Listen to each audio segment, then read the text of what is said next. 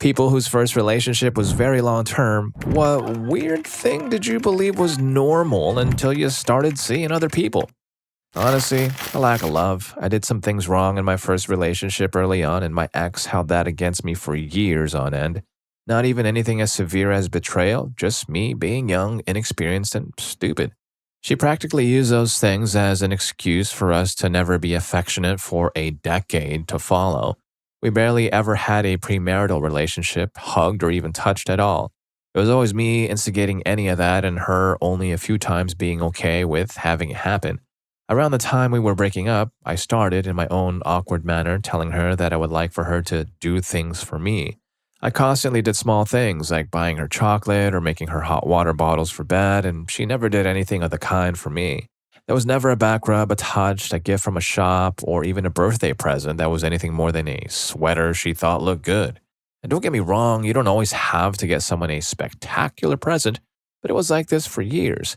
Now that I've met someone new, I keep being amazed by the fact that she's actually loving towards me. She wants to help me if I feel bad. She doesn't berate me for not solving the problem if I share one with her. She will, out of her own volition, do something nice for me just because she wants to. The fact that this concept is so new to me sort of shows me how wrong I was situated in my past relationships. I've put women on a bit of a pedestal since I was young, and I rolled into that relationship assuming this stuff is normal. Those guys just put in all the effort, and women reciprocate if they feel so inclined but never have to. But I don't have to settle for that at all anymore. Sounds like he was in a relationship with a cactus, lots of poking but no cuddles or warmth. Story 2. Basically, my first boyfriend refused to exist in public with me. We never went out on dates, and if I coerced him into it, he turned into a grumpy sod halfway through. Never hung out at his house until 4 years in, never introduced me to his friends, never talked about moving in together, never spending holidays together. Went to dinner maybe twice in almost 6 years. I just thought it was normal that he didn't really want anything to do with my life or my family. I didn't end things because, quote, he just wants to sit around watching Netflix. Seems like a pretty shallow reason to break up with someone. But the relationship really had no substance. I was mentally challenged, lonely, and just plain bored. People always said there were ups and downs and that grass would always be greener on the other side and that if I just stayed and worked on things, I would be happy. And I just couldn't think of a good reason to break things off. One day I realized that I didn't need a good reason, and if I didn't break things off, I'd end up in a miserable marriage with someone I didn't actually like all that much. I had to see if that grass was greener on the other side, so I left. My current SO goes out with me on dates to restaurants and museums and shows. We live together, spend holidays together, laugh and talk and have stimulating conversations. I didn't realize a relationship could be this good. I feel like I finally know what it's like to have a happy, fulfilling life. Story 3. Disclaimer up front, I have 2 wonderful parents who literally never argue. I've literally never seen them argue with each other in my 28 years, and they confirmed that they really don't argue behind closed doors either, meaning I was blessed with a picture-perfect family. That being said, my dad, having been raised by a Marine, raised us with the same discipline that he has. However, when I got in trouble as a child, he would scream at me, and I mean scream. He would get maybe 2 inches from my face, literally nose to nose with me, and scream at the top of his lungs in his deepest voice. This started at the earliest ages. I don't remember the first time it happened because I was so young, but imagine from elementary until college when I moved out every single time. I did something wrong, disappointing to them, he'd call me in for a quote-unquote talk, then proceed to start the nose-touching scream conversation. And this traumatized me. My brother and I both spoke a few years ago about how it affected our abilities to have serious conversations of any nature. Obviously, during those scream convos with Dad, our auto response was to cry. Even now that we're older, we still cry when conversations with my dad turn to serious matters, though he no longer yells like that, obviously. But what it's done is created this cry response in my brother and myself. Any serious conversation with anyone triggers us both to immediately start crying, which is annoying now that we're adults. So for example, a partner says to my brother, "Hey, Katrina's bothering me. I want to have a real chat about that soon." Cue tears. Or, most disruptively, an email from a boss comes through. "Come by my office. We need to discuss this matter." And I'm crying as soon as I sit down in the office. We just can't stop crying. And my brother and I both know the crying is not appropriate. We know why we are crying and we cannot stop it. It's almost like a PTSD thing, just an automatic response to a certain trigger, although there's no reasonable threat anymore. Story 4. Yeah, I grew up hearing my parents scream at each other on a fairly regular basis. I was very put off from relationships in general for some time because of what I saw them do to each other and our family. My brothers and I were pretty messed up for a good while. When I met my late wife, she and I got along so well, I had trouble registering it as a genuine relationship.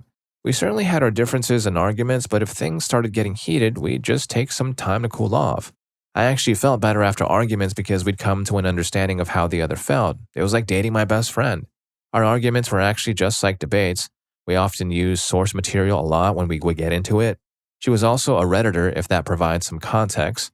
What I learned is that having differences of opinion as couples is healthy because it shows that you're still your own people with your own separate beliefs. However, having arguments get to the point of a clash is not healthy. Story 5. My ex put her happiness on me, making it my responsibility. She would demand I stay around and cut my work hours back and then be upset when we wouldn't have money to go out. Every time I would try and leave, I was coerced to stay because I was young and stupid. After 8 years, I had enough, so I moved 5 states away. Had a chain of bad relationships that ended, took some time to work on myself, and I'm now engaged to an amazing woman I can communicate with and share feelings about problems with and who values a healthy relationship. He must have felt like a circus performer, no? Juggling her happiness while trying to balance his own. Story 6. Learning about different ways people express affection for each other and why they might do it that way was a big help for understanding my mom. For me, I express and understand affection by spending time with someone. But my mom never really wanted to spend much time with me and didn't appreciate me trying to spend a lot of time with her. It made me feel really less important and a bit unloved at times.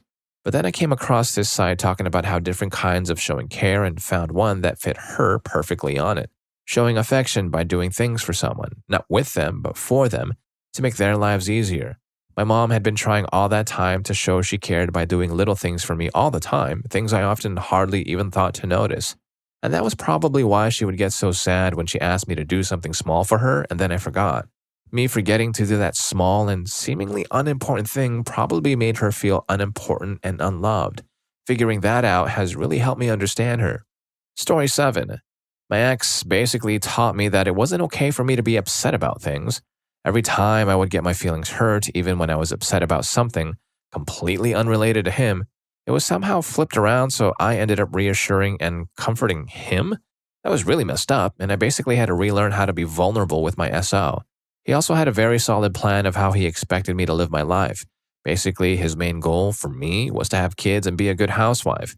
On the bright side, nowadays I'm happily engaged and my fiancé treats me with so much love and respect. He's supportive of my dreams and we are able to lean on each other in times of hardship. Story 8. It wasn't super long term, only about a year when you're in high school. That's fairly long term, I guess. My ex was a very clingy dude, sweet, but would follow me around every social gathering and get jealous of me spending time with friends. When I started dating the guy who was now my husband, I remember looking around at a party early on with most of my friends that he hadn't met before, and I couldn't find him. I asked someone where he was, and he was out by the fire with a group of people chatting and hanging out.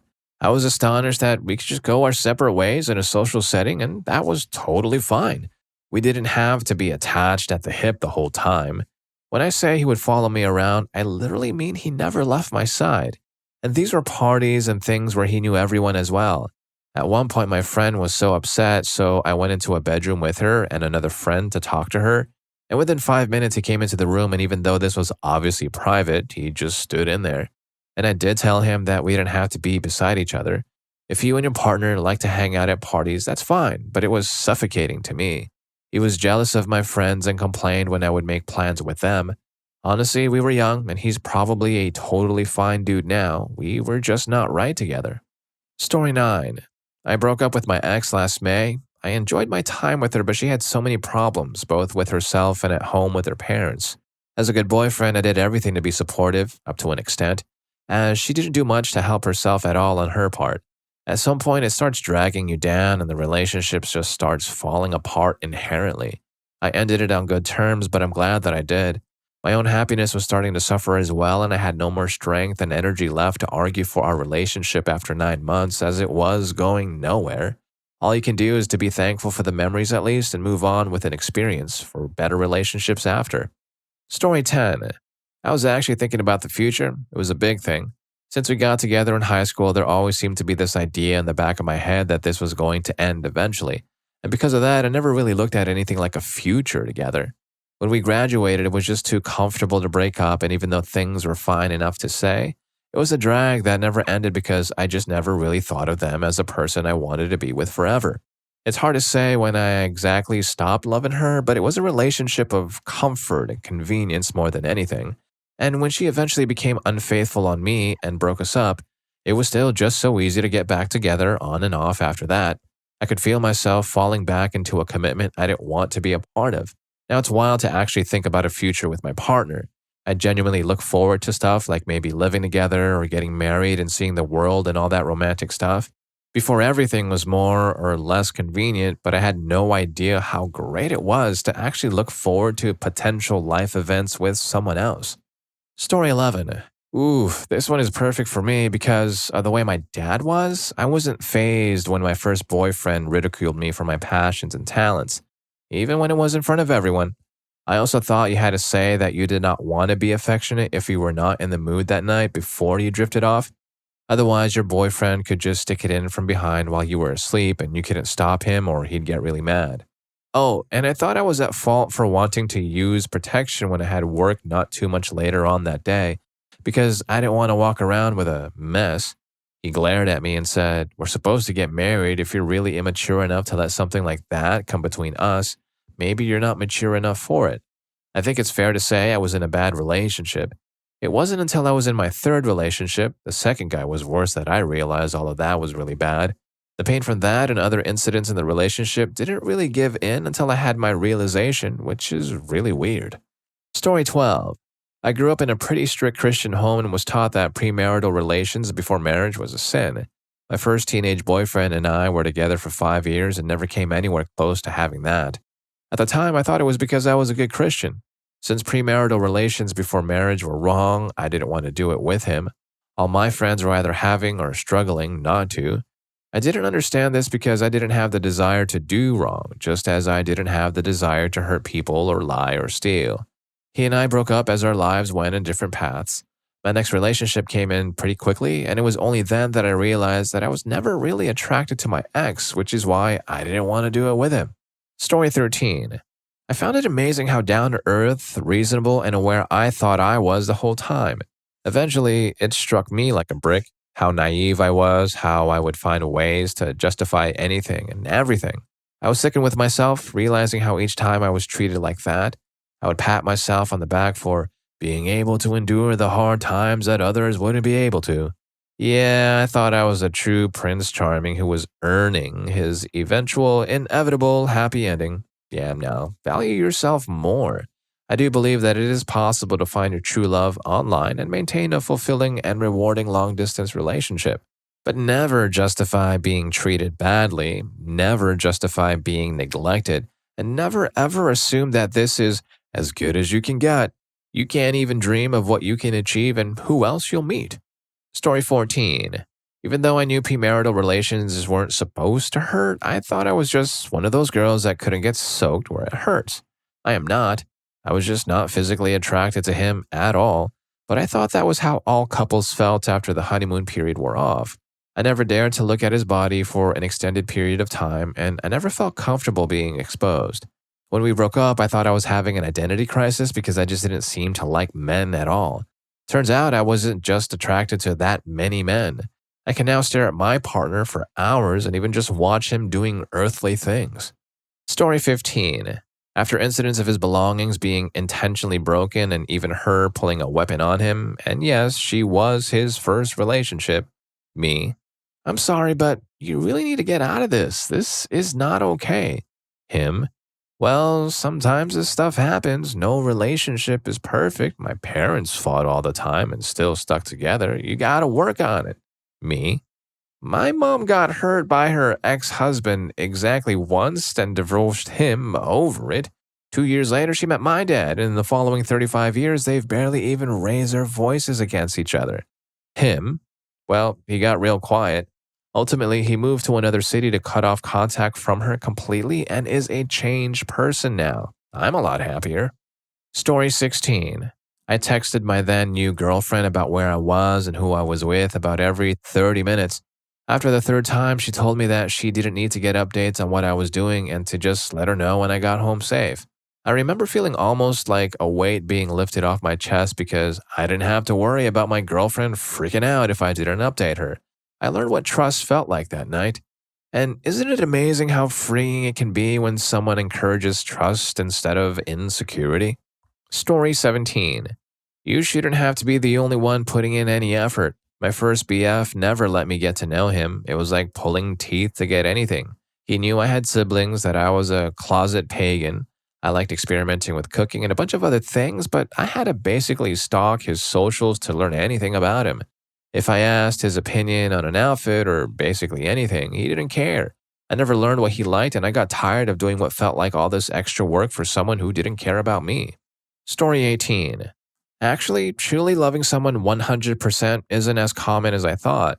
Me and my first love were together for 5 years, and I will be completely honest here and say that she is to this day the only person that I have ever loved with all my heart. We watched Scrubs together, laughed at the same jokes, were rabbits in bed, loved the same music. I saved her life more than once. We went dancing alone in the moonlight together, did skinny dipping where it wasn't allowed, fought and cried together, went on vacation together where we got tipsy. She took care of me when I hurt my leg. We did burnouts with her dad's car and both got in trouble. Got arrested by the police and both had to serve 1 day each in prison. And we both accepted each other as weirdos and loved each other for that. Now I live in a world where everyone minds their own business and being outside the norm is looked down upon. Men are supposed to be mentally strong and not show emotions as much. But maybe true love is something that only develops over a longer time, and I have not supplied my relationships enough time. Who knows? At least I got my dog, and she's the best. Story 19. This is morbid, but I thought it was normal to argue every single day. I thought all couples have their bickering, and it was just a regular thing. I was astounded when I went into my next relationship and actually got on with the guy and went weeks and weeks without having any problems. It always felt like the bubble was going to burst. Goes to show, don't stay in a relationship just because you've already invested most of your time. You get one life, spend it with someone who makes you laugh every day. And if you're laughing and enjoying the video or maybe learning a thing or two, please don't forget to hit that subscribe and like button for more videos just like this. Thanks in advance. Story 20. Having a partner accommodate your emotional needs without communicating about their own. I talked about my worry and other mental health concerns, but she didn't really talk about hers. She did a lot to take care of me through that, and I regret that I didn't do the same for her. I was surprised to realize after the end of our relationship how bad hers were becoming because it wasn't something she'd ever talked about. I didn't have much emotional intelligence at the time, so I didn't perceive that she was struggling, and it didn't occur to me to ask. I loved her very much, and I didn't realize I was messing up until she moved across the country and broke up with me. And I didn't start figuring out how I'd mess up until some time later. She was doing a lot of emotional labor for me, and I wasn't reciprocating it. I didn't realize I was being selfish, but I was. Since then, I've definitely gotten better about trying to recognize and meet partners' emotional needs, and I've been in relationships with people who are more able to communicate about their emotional state and tell me what their needs are. But I still really regret not being a better person and a better partner in that first relationship. Story 21. Actually, my experience was quite the opposite. My high school girlfriend was awesome. I mean, always cheery, literally a cheerleader, cute, super affectionate, always in my corner. Social, but, not too social. Close to a unicorn. We dated for about a year and we were juniors, I think. Deep down, I knew it was the right girl, wrong time. No outside pressure, just knew I was on a journey and that this was not the time. I think I broke her heart and I was secretly devastated. I was nice, but it can never go well, I dated girls for the next 18 years and none measured up. No mind, I just knew what I was looking for and it was hard to find. By the 29 out of 30 mark, I thought it wouldn't happen. At that time, I was ready, but perhaps karma was doing its thing. Got a good job and house instead, focused on living well. In my mid-30s, I found all of what I gave up and more in another woman. It was well worth the wait. We've been happily married for 13 years, and she just made me a bowl of butter popcorn. Gotta go. Story 22. I believed you had to communicate with the other person all the time and be available for them all the time. We were young and constantly into premarital, so this must mean that we were meant for each other. High school, right? And I would be a liar if I told you I didn't participate in the conversation myself. She would constantly talk about the future and how once he graduated, our lives together could finally begin. This was especially important to her since her mother did not approve of me or just her dating in general and would always try to break us up and prevent any communication between us. This situation caused her to always be texting me and calling me when she could, to the point where all I did after school was make sure I was available to talk since her mom was always trying to get in the way of that. If I was not available, she would cry and get mad at me for not being there for her, etc. The tipping factor was deciding what college to go to. I wanted to go somewhere new, meet new people, learn different things, but she was telling me it would get in the way of our future and hurt our relationship, since I would not be able to talk to her if I was doing all these things. I realized that I just didn't care about that enough when deciding about what colleges to go to. Once I decided that I wanted to go out of town for college, I decided to break up with her. To my friends, it was like I was revived from heaven since I became a recluse from being emotionally drained from always having to make sure I was available to talk to my ex. I started dating around in college and even met my wife. Not once did they cry or get mad at me for being busy when they wanted to talk. Most people would wait and understand that you don't need to tend to the other all the time. Story 23. My first relationship was like 2 years of puppy love. We were super nice and loving with each other. I honestly think the only reason it didn't progress further is because we had to go a long distance and we were too young for that. It wasn't fair to each other, so we broke up. My next relationship was extremely toxic. The person I dated was just a horrible person, and I didn't realize that people would commit to dating someone just to treat them like that. I put up with it for way too long, chalk it up to inexperience and thinking I could fix it. I thought relationships were supposed to be just fun, loving, and kind. I had no idea people in this world simply have terrible relationships. Story 24. Love taps? That's probably not the right term anyways. I had a problem with lightly punching them in the arm when they said something that surprised me or offended me. That and light-handed back slaps to the stomach or arms too. I never outright decked someone, but I never realized that these taps still weren't healthy. And that not everyone will understand that sometimes when I say, "you're stupid," it's not supposed to be an insult, and it genuinely means, "you're cute, but I don't want to actually say that." Story 25. No throwaway because I have nothing to be ashamed of.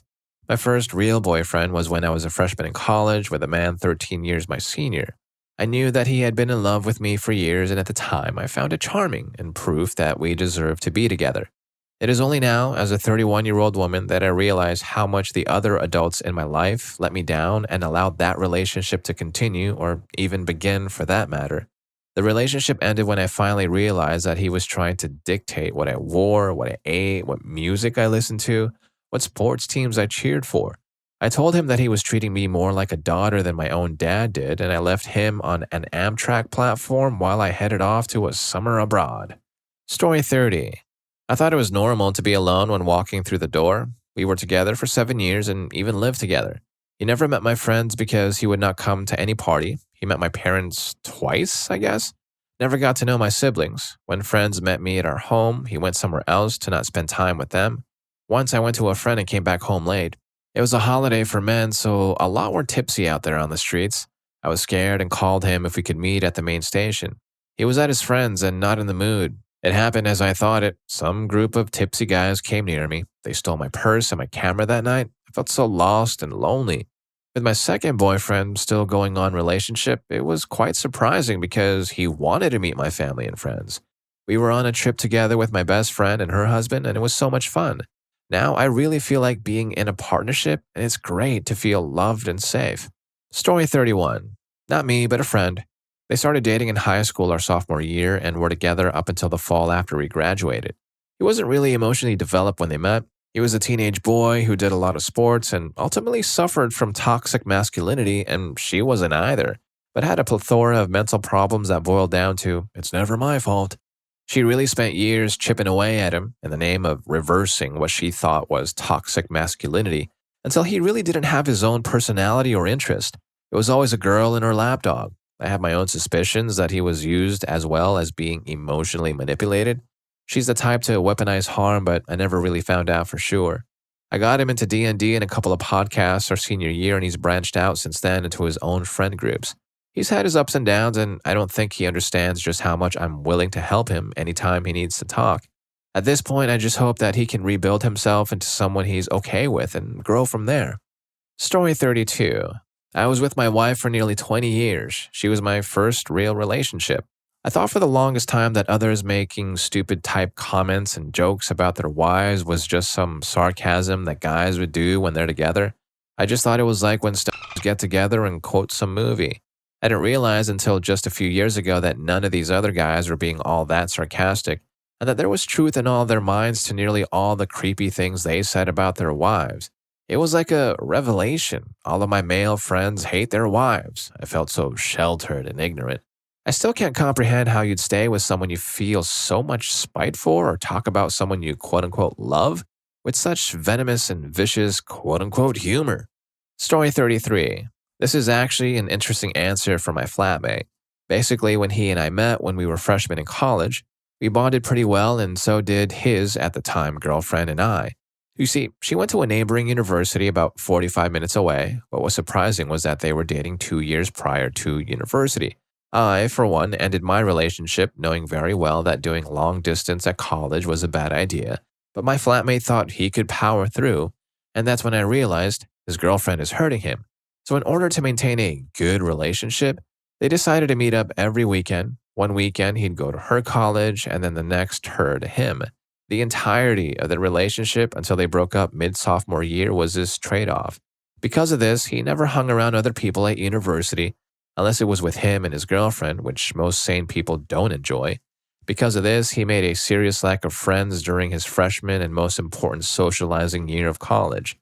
Secondly, his girlfriend at the time had a serious jealousy. God forbid my flatmate talk to any person of the opposite gender. He was forced to unfollow as many gorgeous girls on Instagram as possible, and he was not allowed to go to parties without her in fear that he might find pretty girls there.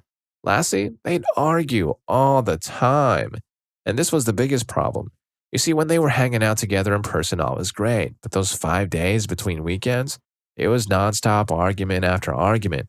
It was every day where he'd have to excuse himself from doing whatever, studying, socializing, even one time driving, to answer his phone and get into a heated argument with his girlfriend. It's always for dumb reasons, too. You didn't call me before I went to bed. I didn't do well on an exam, and this is your fault. You didn't pick up the phone fast enough. Eventually, he broke up with her, and I remember he came to visit me down in New York City for New Year's. I took him to a few parties. The guy was as if he's never been to a party or talked to new people before. I remember him going up to me, drinks in hand, and saying, "Wait, is this what you've been doing all the time?" Story 34. Having to spend all my time with her and having to spend any time we were both free together instead of being able to see my friends. Plus, being made to feel like I had to be affectionate with her whenever she wanted, and if I refused, then to expect a very negative and sometimes angry response. Yeah, only realized it was an emotionally oppressive relationship when my mother finally snapped and told me how she saw it, and told me that she wasn't allowed in our house anymore. Made me really think about how everything was, and once I'd bagged myself the best girl in the world who's shown me nothing but support and compassion through thick and thin, I was definitely sure that that first relationship was horrible, and I'd lost years of my teens trying to appease the situation. Thank you, current girlfriend, for being amazing and showing me just how amazing and supportive a relationship can be. Story 35. So this one is actually about me, kinda. My mother was very oppressive and narcissistic. I dated my high school sweetheart for about 7 years and treated him like garbage for no reason. It was exactly how my mother treated me and everyone around her, so I thought the way I acted was to love things like gaslighting, tough love, withholding what he needed until I got what I wanted. It wasn't until I broke up with that guy and got out into the real world and started meeting other people, getting to know other families and seeing other relationships that I saw my mother's true personality and how I was acting toward other people that made me realize I was a horror show. It would never be that way again. I'm married now and still have my concerns, but that relationship is a wake up call. Story 36. My first serious GF during my late teens, mid 20s. We lived together and she would barely initiate anything premarital. And if I didn't initiate things, she would throw a fit. We dated for years and things were pretty repetitive. I think she struggled with feeling sexy or having that confidence. And it was a shame because she's a pretty girl. My current GF is the opposite. She has confidence, is very open about her identity. We don't live together or even work the same schedule, but she makes me feel wanted at all times. I feel like we're good at giving each other confidence in that department, and that's a new concept for me. She's into adventures, and we have tons of secrets and firsts together, and it's all because of her. It's a different feeling for sure, though, to feel like someone thirsts for you as much as you do for them. Story 37. Not sure if anyone else said this yet. A lot of people look for backups, reasons to leave, and or not try. Not sure if people who are easier to get along with are all paired up or if the people left over are difficult to be in a relationship with for one reason or another.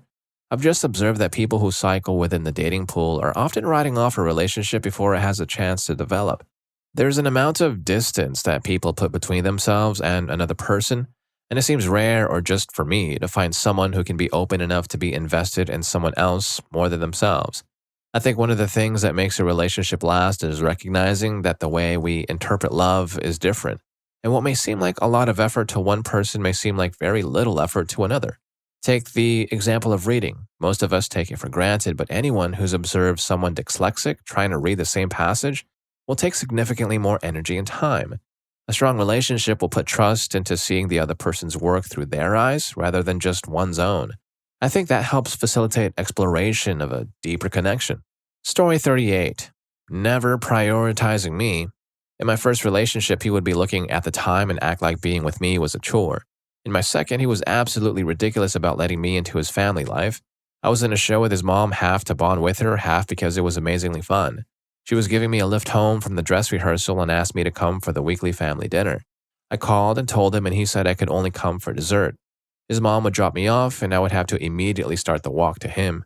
Also, for both the little comments putting me down and the lack of compliments, just slowly working away at my self-esteem and making me question myself.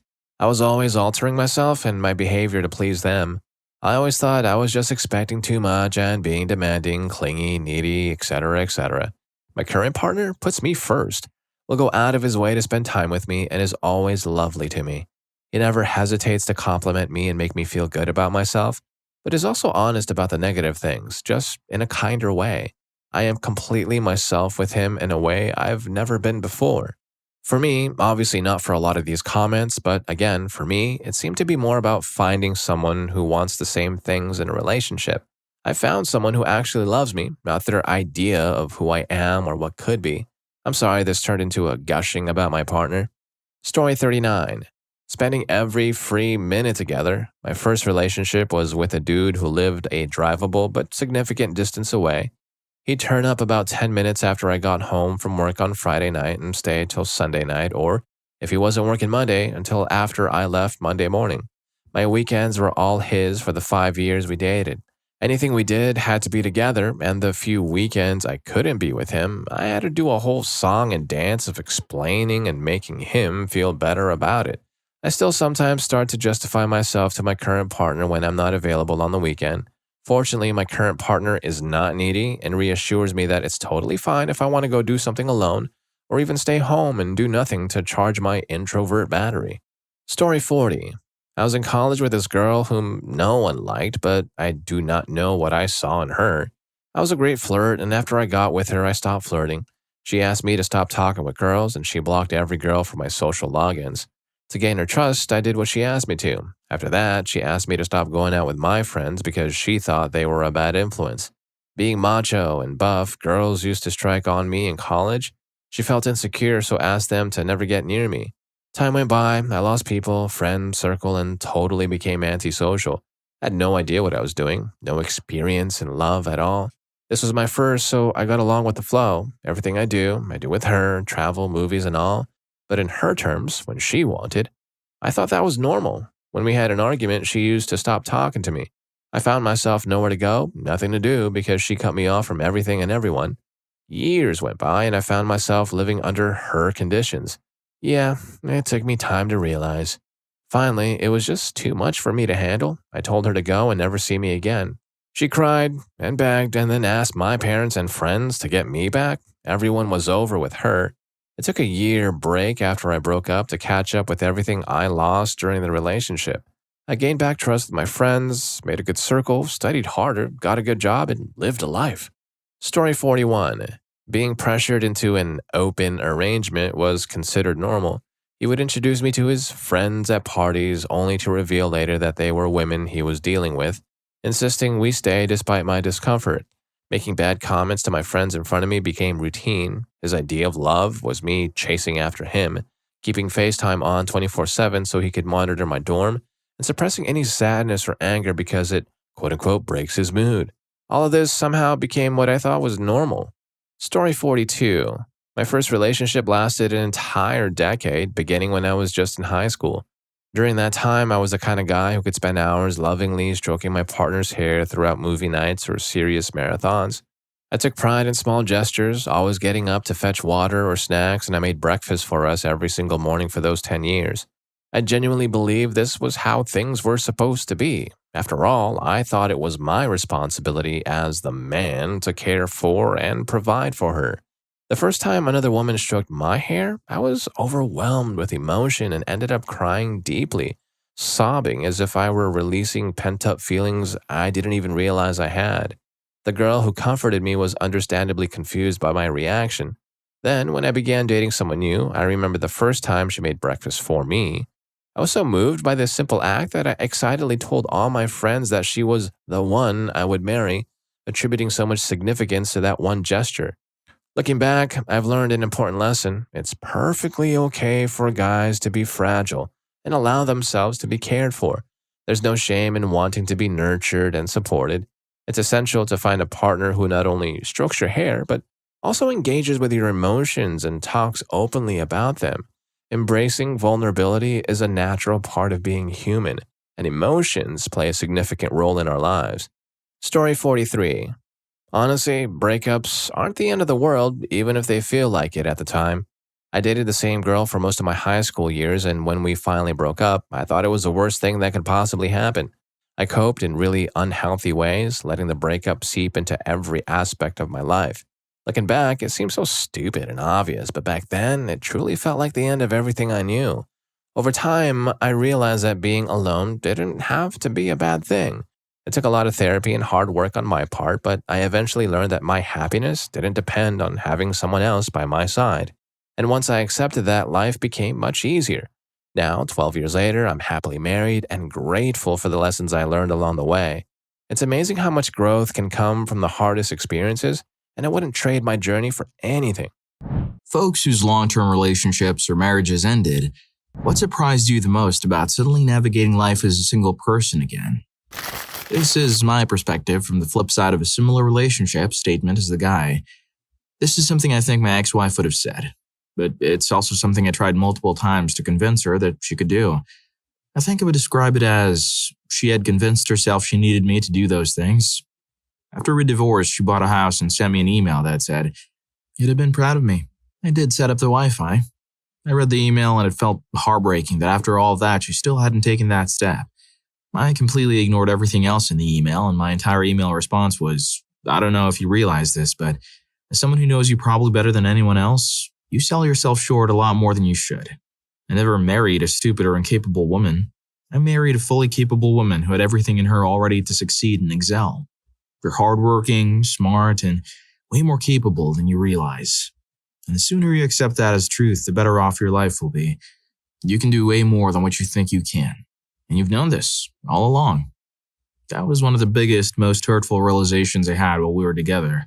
She had to lose everything in order to gain everything. Sometimes the right thing to do when you love someone is to let them go. She's doing much better now. There are many, many reasons we can never be friends, but I am proud of the person she is today, because she's the person today that I knew she could always be. I don't know how much that applies to your situation, but I think the bolded part is something we all could hear more often. I'm convinced many men are the same way around household tasks. Wife feels taken for granted because it never occurs to him that he can do dishes or change diapers. Story 2. I was intimidated by the thought of being a single mom, and I was surprised by how easy it was. I'd been married for 16 years and had a kid. My ex took her for weekends and one night a week. Previously, I might have an hour a week to myself if I was lucky. I started on creative ventures such as writing, which I had never done much before, and discovered I really enjoyed it. My house was so clean and so easy to keep clean. I decluttered with abandon, including cleaning the moldy box collection out of my basement. I had more money. I didn't receive child support, but I had one less non-working adult to provide for. Making decisions for myself, by myself, was lovely. The year I spent alone was the best of my life. Dating. I had been with my first husband when I was 22, my first serious relationship. Going on my second first date at age 36 was intimidating. I didn't go to churches or bars, so I tried internet dating. I did not understand the prevalence of casual intimacy. It's laughable, really. I'm married again and have been for 8 years. It keeps getting better. My ex was not a good long-term match for a husband, but he's a really good ex-husband and father, and we're still good friends. Story 3. I don't have to ask anyone for permission or consent about anything from what's on the grocery list to what fabric softener we can use. If I want to order a pizza and salad every Friday night to celebrate the end of the work week, I can, and I will. I have double the amount of money and can actually save, which I'm doing for the first time in years. I can and will clean the house. In fact, I enjoy doing it. But when I want to, not on someone else's command or terms or timeline, and certainly not when they refuse to help. The quiet, no more TVs or music blaring in the background 16 to 18 hours a day. I have the whole bed to myself and can sprawl. And I can sleep when I want to, for as long as I feel like it. No interruptions, no drama, no smoking indoors. Him. Life's better. A lot better. However, I refuse to date anyone or even consider the possibility for at least a year. I need alone time to get to know myself again and grow as a person. You can't really love someone well if you don't love yourself enough. That can also make you vulnerable to unhealthy people or relationships. Lesson learned. Story 4. What kind of person I am. I'd love to go up to Vermont some weekend. I live in Massachusetts. We don't do that kind of thing. Wait a minute, I'm not we anymore. I can be the kind of person who does that. My finances are a mess. We never could keep them under control. Yes, but not that I'm not we. Maybe I can. I hate weekends. All we ever do is chores and errands. I can't ever have fun. Wrong. I can structure my life however I want to. And it turns out a lot of those chores and errands were her creation, not necessities. Gotta keep the apartment spotless. No, that was her requirement. I can be the kind of person who keeps it in good enough condition, not perfect condition. It's a place to live, not a showroom. And most importantly, I'm depressed, anxious, stressed, and overwhelmed all the time. And the world always seems to go against us. Nope, that was us. I'm the kind of person who can change how I feel and take on what the world throws at me. It's utterly surprising how held back I was in my marriage and didn't even know it. Story 5. I didn't think I had such a problem with drinking, but turns out it was huge. But his own drinking eclipsed mine, and I didn't realize it was such a big deal. I am now 102 days into sobriety, and I feel amazing. I thought he was the love of my life and the best person I'll ever meet. Then I started seeing how he truly was. He still says I made a huge mistake by breaking things up, but he's showing his true colors. Not only to me, but to everyone around him, and people are starting to open their eyes. I thought I would never be able to be a vegetarian and that I was doomed to be a very overweight woman. I thought my body was enormous and horrible. As soon as I left, I started making every change I had ever wanted to make to feel better. And now I'm a vegetarian. I've lost a bunch of weight without working out, just eating slightly healthier than before, which he absolutely forbade me to do. I don't hate my body. I'm a completely different person now. I am who I choose to be. Nobody's mocking that I work at a pizza place. Nobody's holding me back from going on adventures, trying new things, new foods, clothes, friends. I'm currently working with my psychiatrist to slow down my meds, and I've gone from 6 to 7 a day to just 3. I feel like I was born again. I'm happy and I'm grateful that I could get out of that relationship. Every day I see a little bit more of how and controlling he was and how blind I was for the last 5 years. And it feels awesome knowing that now I'm finally okay. Story 6. How expensive it is to live. I can't live with other people, and living on your own is just excruciatingly expensive. How it would take so long to start actually moving on. It's been 3 years this August since we split, and I'm still pretty distraught about the whole thing. how much he used to do. I'm just an appalling adult. How hard it is to find someone new. Everyone grew up while me and my ex were just being dumb kids, and whilst she had a family job and support to fall back on while she learned how to be an adult, I had to move away where I knew no one and had nothing. Turns out that women want a dude who has friends and a social life and a job and confidence and is financially stable. It just feels like my life is over, and I messed it all up over some silly girl who never really cared about me in the first place. Story 7. Dating. It's absolutely mind-boggling and frustrating how quickly the dating game changes. The concept remains the same, but the old tricks that used to work no longer work.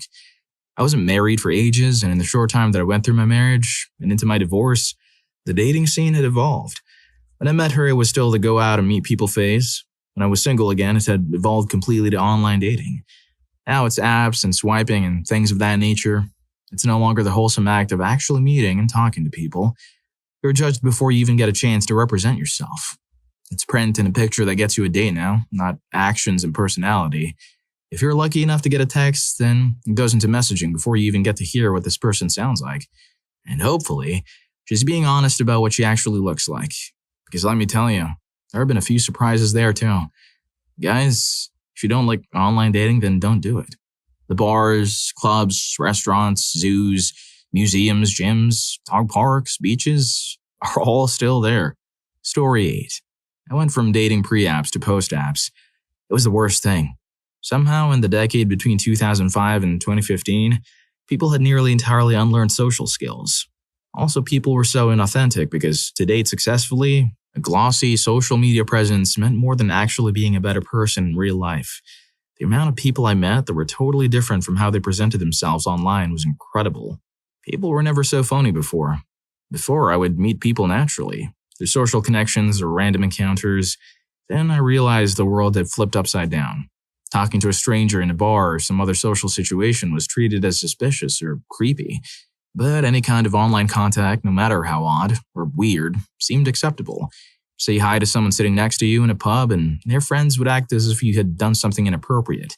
However, random people would ask me for pics or send unsolicited pictures my way without a care in the world. To this day, I've never texted inappropriately. I find it frankly ridiculous when you can meet in real life easily. Generally, I pity people who have never had a relationship before Facebook and Tinder. Also, it takes the fun out of relationships. It's like playing a game in easy mode or with hacks. Where's the challenge in taking a selfie and swiping until you find someone enough to say, fine, you'll do? Story 9. It wasn't so much of a long term. We dated off and on all the way through high school, and up until I was 22 years old. She would date me for a while and then leave me for the same guy, who she said she was afraid for his soul if she wasn't there to guide him all the time.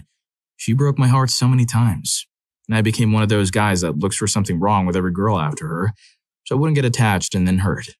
Anyway, the last time I ever saw this silly thing, we went out for dinner, as usual. We eat, we finish, and as she's wiping away the last crumbs of the meal I purchased for us, from her mouth, she tells me once again, I'm breaking up with you. I'm going back to Dean. I looked at her for what seemed like ages, controlling my anger. I finally said, all right, but excused myself to go to the bathroom. I went out the side door of the restaurant and left her there to pay the check and find a way home. We were from a very rural southern area, so it was a 40-minute drive to a city of any size, with decent restaurants. I imagine her dad was more angry with me than she was, which is a shame. He was a real nice dude. Sorry, Mr. So-and-so. She was a movie star. Beautiful. Still is. But guys, too often the really attractive girls are treated as special all their life, and they're truly insufferable. They're not worth the time you get looking at their beauty because they're so ugly on the inside and selfish. They start to look ugly also. Not all beautiful people are like that, of course, but so many of them are. I regret that I let her spur me on women for a long time. I mistreated or hurt feelings of so many girls because I wanted to hurt them before they hurt me. I sincerely wish I had been a wiser boy or man, and I truly have sentenced myself for years for the sweet ladies that I hurt for no reason. I became as bad as Judy. No person is worth losing your soul over. I'm pretty sure now that she just used me for a vacation from Dean each time. I'd always worked since I was a young kid. I was a go-getter, a hustler. I always had money. Because my parents wouldn't give me money, I had to earn everything I got.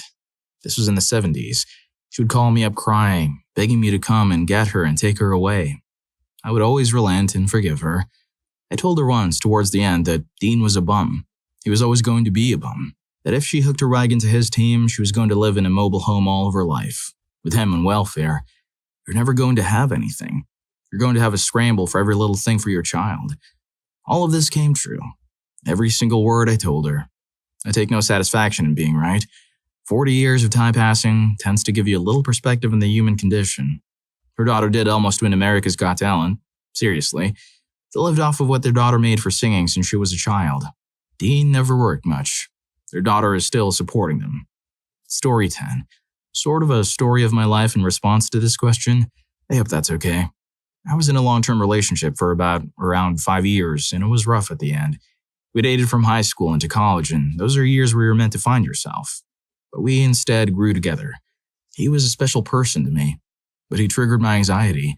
College was a rough time for me, and I was constantly calling my dad asking if it was the right choice for me. My boyfriend began to rely on me for everything, so I would be handling my emotions and his, even though I begged him to handle his own matters. Like write down his assignments instead of having me remember them for him, or he would bottle emotions until they came out on me. All that is to say, intense anxiety and panic attacks became part of who I was. It was insane to be able to breathe when we weren't together. Unfortunately, I did miss him a lot, even though we weren't a good match, which made me make a lot of self-destructive decisions and was terribly reckless. Funnily enough, I'm now a person that has gone from extremely high stress to as careless as they come. I met and married my perfect husband, and he tells me I'm the most confident person he has met. I hadn't felt that way with my high school partner. Maybe it was age, but honestly, I think it was because I had a period in my life to go a little crazy and figured out what mattered to me. If anyone reads all of this, I appreciate it. Sometimes it's nice to talk about someone who played a big part in your life for a period of time. Story 11. A lot of people here need to never have children. Relationships can be constricting, and like some have said, you don't know how much of your freedoms you're going to be giving up when entering a relationship. Honeymoon phase ensues, blah blah. All of a sudden you're asking permission here and there to do basic me-time things, and you think, how did I get here? Who am I? I think most people, not all, are extremely selfish without even knowing it. Our whole biological agenda as a race is to procreate and further the survival of our species. It's why we want to be intimate. It's why we like big, tall, handsome, strong boys. But the idea of freedom to be one's own master in control of all the aspects of life is very, very attractive, especially more so once you've lost it. I'm married and have children, and both things are definitely a trap. Granted, one of the most rewarding and heartwarming traps you can be in, but a trap all the same. Think hard before you get into having some babies, because it is 1,000% more constricting than a relationship, and if you have even a shred of moral fiber, you'll want to commit yourself to always altering your life and schedule for the needs of your children. I do entertain the idea of going hermit in my old age. Once my kids are grown and have the ability to live their independent lives, I think about the book Siddhartha by Hermann Hesse. Make your contribution to society, fulfill your sacrifice, and go out and enjoy solitude. Who knows though? Relationships, marriage, children can all do some pretty wild stuff to your psychology. I think everyone should live for themselves entirely until at least age 30. At least for me, I live with some regret for never having done that. Having a bachelor single life of any kind. It definitely changes the perception of how I view the trap. So anyway, yeah, I ranted a bit. Maybe we'll strike a chord with someone out there though. Story 12. I had a long-term relationship with a person with a drinking problem. I was surprised to come up for air and realize just how screwed up the final couple of years of that relationship had been. More broadly, in that relationship and previous relationships involving cohabitation, I ceded most of the decoration and look of our home to my partner. And between relationships, I would default to a highly utilitarian style. After my ex and I split 2.5 years ago, I decided to change that up. I decided that if I was going to live in a space, I would definitely claim it as my own through decoration. That took a lot more effort than I expected, not just to find what looked good, but to discover what my style really was. Another interesting thing for me was that I had forgotten how to date. Not the whole Tinder or OkCupid or online dating thing, but more along the lines of how to go out to dinner or other social activity with a single person of the opposite gender, relax, be myself, and enjoy the ebb and flow of conversation. I ended up doing a few date-like activities with a newly single female friend. We were not particularly interested in each other romantically, but going out with her and doing things helped me unwind and get to a better place in my own head. Finally, the strangest thing was reaching a point where I was ready to date and find a relationship again. I made a couple efforts at dating, but nothing really stuck. I withdrew from dating for about 8 months. Not in the r/nice guy sense, but in the sense that I was not finding what I needed in dating. I spent a bit of time finding myself and preparing for the idea I might be alone for the rest of my life. That last was a scary idea, but I also had to accept that it might happen and accept that I would be okay if I did not find anyone. Once I was in that headspace, I was ready to date again. Though I had some failures, I forced myself to look for the right person. The right person and I met just a couple months into that adventure. She's not perfect, I'm not perfect, but we both sensed something special from the first time we met. Both of us have had some pretty awful adventures in dating and romance, but as they said in Rent, she and I have baggage that goes together. We've been together for just over a year and a half, and it is probably the best relationship I've had as an adult. I hope it goes on for quite a while longer. Story 13. I married young. I met my ex-wife when I was in college, and we split when I was 37, having raised 3 children to teenagehood. I'm 45 now, and my kids are adults. I've spent the last 8 years enjoying freedom of a sort I never knew existed. Honestly, the thing that surprised me most at first was how okay I was. I thought my world had ended when my wife a guy and left me, but after a month or so of sulking, I just picked myself up, dusted myself off, and got on with life, and actually it was pretty good. I don't think I'll ever marry again. I can't really imagine even wanting to live with a partner for more than a couple of years. I love my independence. I get to decide what to do and who to be. The only problem, really, is that dating is quite tricky. That's mostly because I have no desire to marry and or procreate. Most women my age seem to want babies, and most of the rest seem to be clinically insane. Ah well. Anyways, if you're enjoying the video, don't forget to hit that subscribe and like button for more videos like this. Story 14. In my relationship, I had trouble being apart from her. If I was out with my friends, I had to text and let her know when I was going to be home or where I was, rather than just chill with my pals and feel like I could be in the moment. I always felt one foot out the door. She had problems sleeping if I wasn't home, so I would make myself miss out on parties, late night hangouts, and friend time to be home for her. She didn't even have a ton of friends she'd hang with, so I found myself prioritizing time with her than with my own friends. And I do have to take responsibility that I was the one who made these decisions to deprioritize keeping up my friendships. By the time the relationship ended, I found it hard to hang with friends again. My closest friends all had coupled off and had kids. I had a lot more time alone. I'd gone so long with one best friend that when it was all gone, I had a lot of great people in my life, but no super close friends left who hadn't moved on to their next phases of their lives. That was tough, and still is to this day, to really have those close friendships. It's a lot easier when you're younger from my experiences, something I still work on. Story 15. I was with my girlfriend and eventually wife for nearly 10 years, from age 22 to 25 when she left me, and it was hard. I solved my short-term problems by running away from my hometown to another 3 hours away to work with some old friends I had in the area. I didn't even tell my parents. I just packed my stuff and left. And the first thing that hit me was the free time. Me and my ex-wife were both gamers. I got her into them when we were still teenagers, and suddenly I had time to game and meet up online regularly with my small group of friends. It felt like it'd been forever since we last were able to. When I finally went on my first date 7 months after my wife left me, I discovered that I got too used to the single life. The girl I was out with kept asking what I was doing when I checked my phone, or an alert dinged on my car and it just irked me. I realized I got used to the privacy of the single life, and this girl wanting to visit my apartment in the first date and asking what I was doing just annoyed me. Never went past the first date, but I was surprised at just how quickly I'd gotten used to living on my own again. Story 16. It was 6 years ago, and I had a long-term friendship. We had been together since 5th grade. He was my true friend.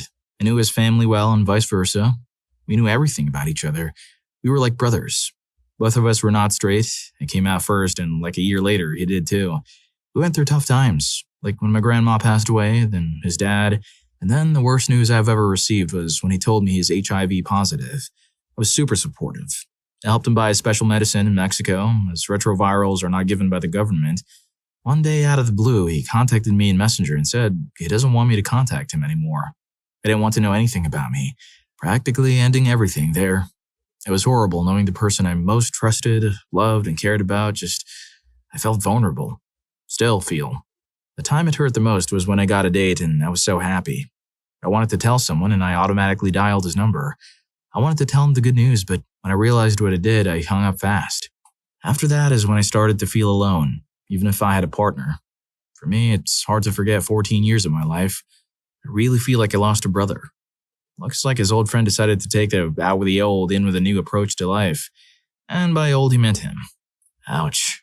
Story 17. How wonderful it was to not answer anyone but myself. I was no longer someone's babysitter. I could focus on me and the things I wanted.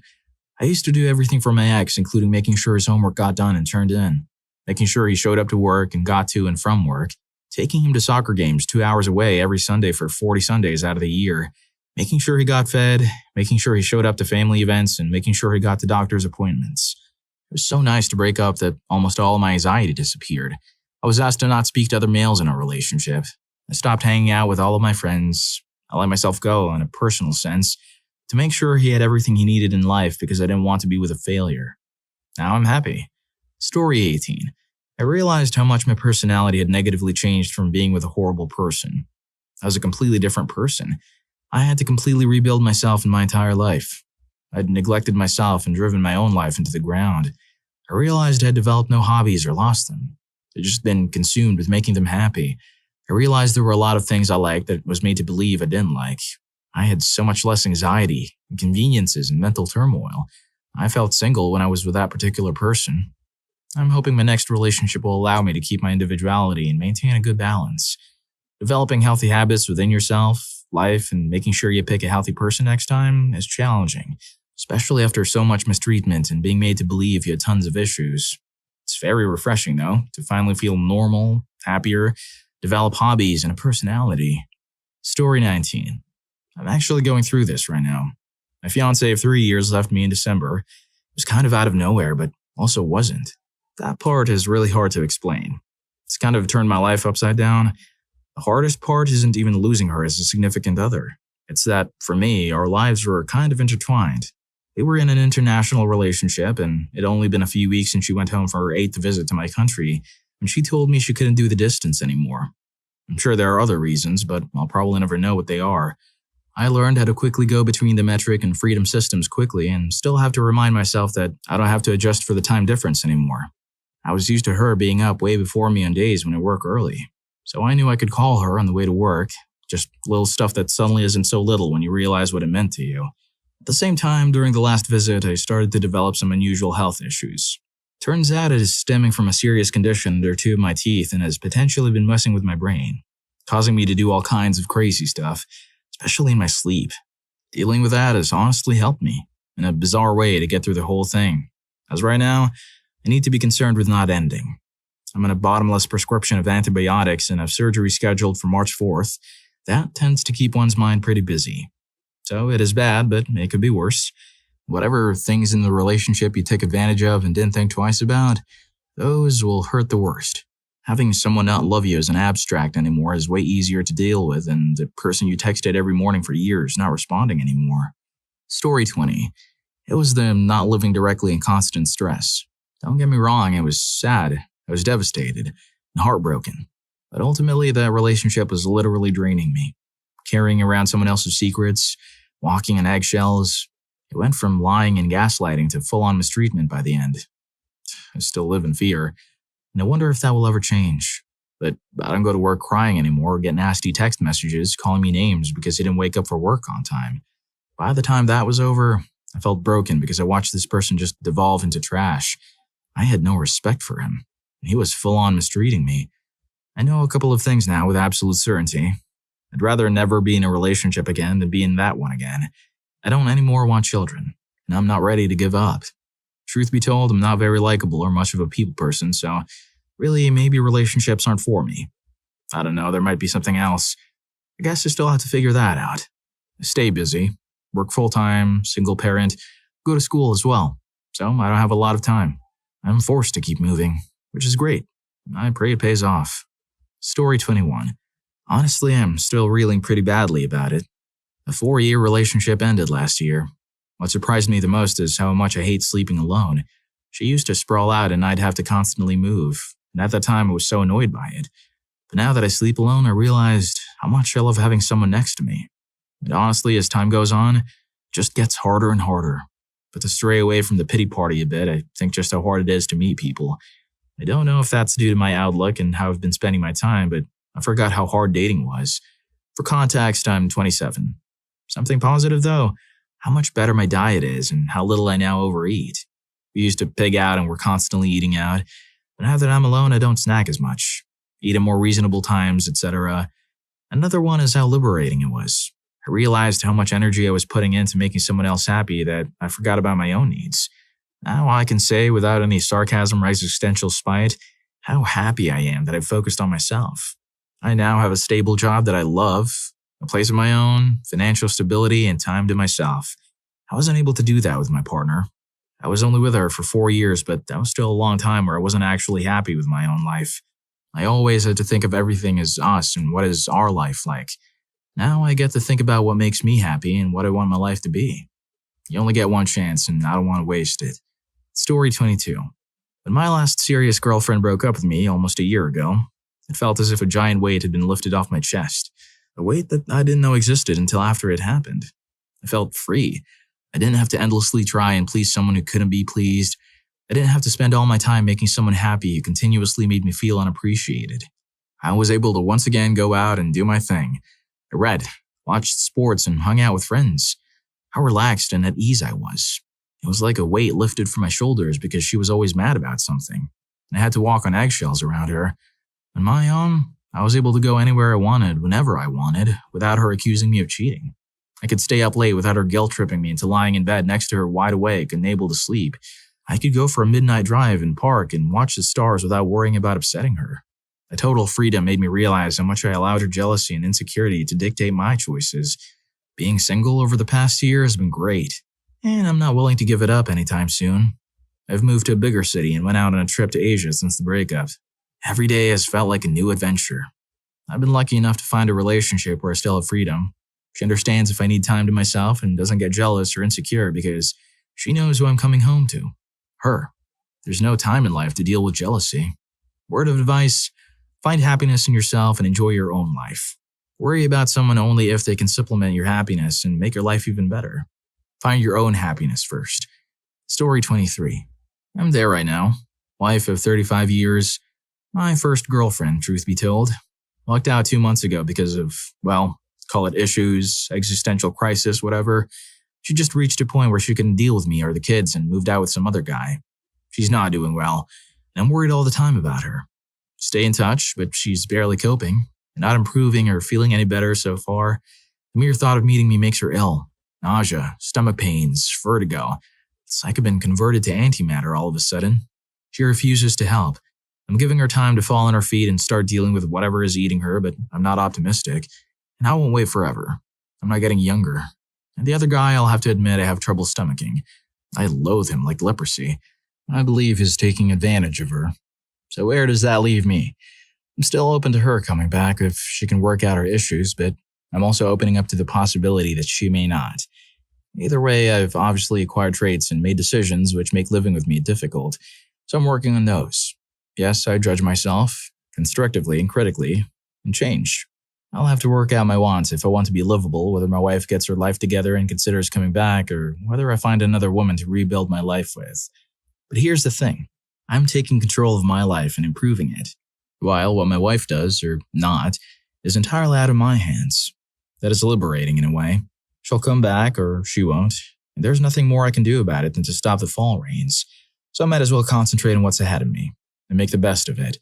Another thing I'm coming to realize is just how much and how long my wife was not doing so well and how many hang-ups she had. I was always working around. I'm free of that now. And I'm doing stuff for myself I'd forgotten I'd even set aside. I started working out, picked up trekking, lost 30 pounds, gotta use that grief for something, and started growing some muscle. And I smile all the time. For no reason, just in case a reason pops up or I make some as I go. And I engage people. Open up, work at striking up conversation. The women at work are beginning to notice me and pass comments. Apparently the working out and the weight loss are improving my looks. And this fall, I'll see where things stand. I might have to relearn dating, I guess. Story 24. Finding my own independence and happiness. We were together for 13 years and I truly didn't think I could do simple tasks that we or he had done previously. Something as simple as setting an alarm for work in the morning. I had a ton of doubt and worry once it ended. Very happy to say I'm over that piece. I had sacrificed my own happiness to try and make him happy, which isn't fair to me. In the end, it still wasn't enough. He will always be a sad individual and I can't fix that. It's not my responsibility. Also, moving on has been surprisingly easier than I thought it would be, to a point where I sometimes wonder if I'm doing it wrong or if it should take longer. I'm happy. So figure just going with the flow and not sitting in that thought too long is probably best for me. Story 25. How freeing it is to not be codependent and meshed anymore. I do stuff for myself. Have more friends, do way more things like events with friends, going back to college, sitting on the sofa for the afternoon without someone sighing at me. Not being judged as boring, because I don't want to spend hours every weekend out drinking. Great, no stress. Do whatever you want, when you want, whatever you want. Imagine getting out of bed to go to the bathroom and get asked, where are you going? Or things like, why you shaved? Or 4:10 p.m., what you were doing. You normally get home at 4:05 p.m. It's a little harder than I imagined when I knew the relationship was ending, but way better than I ever thought it could be. After years of relations here and there, I learned that after a while I get drained because I don't want to be the center of attention. I want to be a compliment to my significant others in the other way. To the point that every time my fiancé tells me I'm the most important thing or person to her, I respond with, no, you are the most important thing or person in your life. She gets a little mad or confused every time I say it, but I really mean it. I hope someday she will understand why I say it. Story 26. My experience is colored by the fact that my relationships ended badly, mostly being cheated on.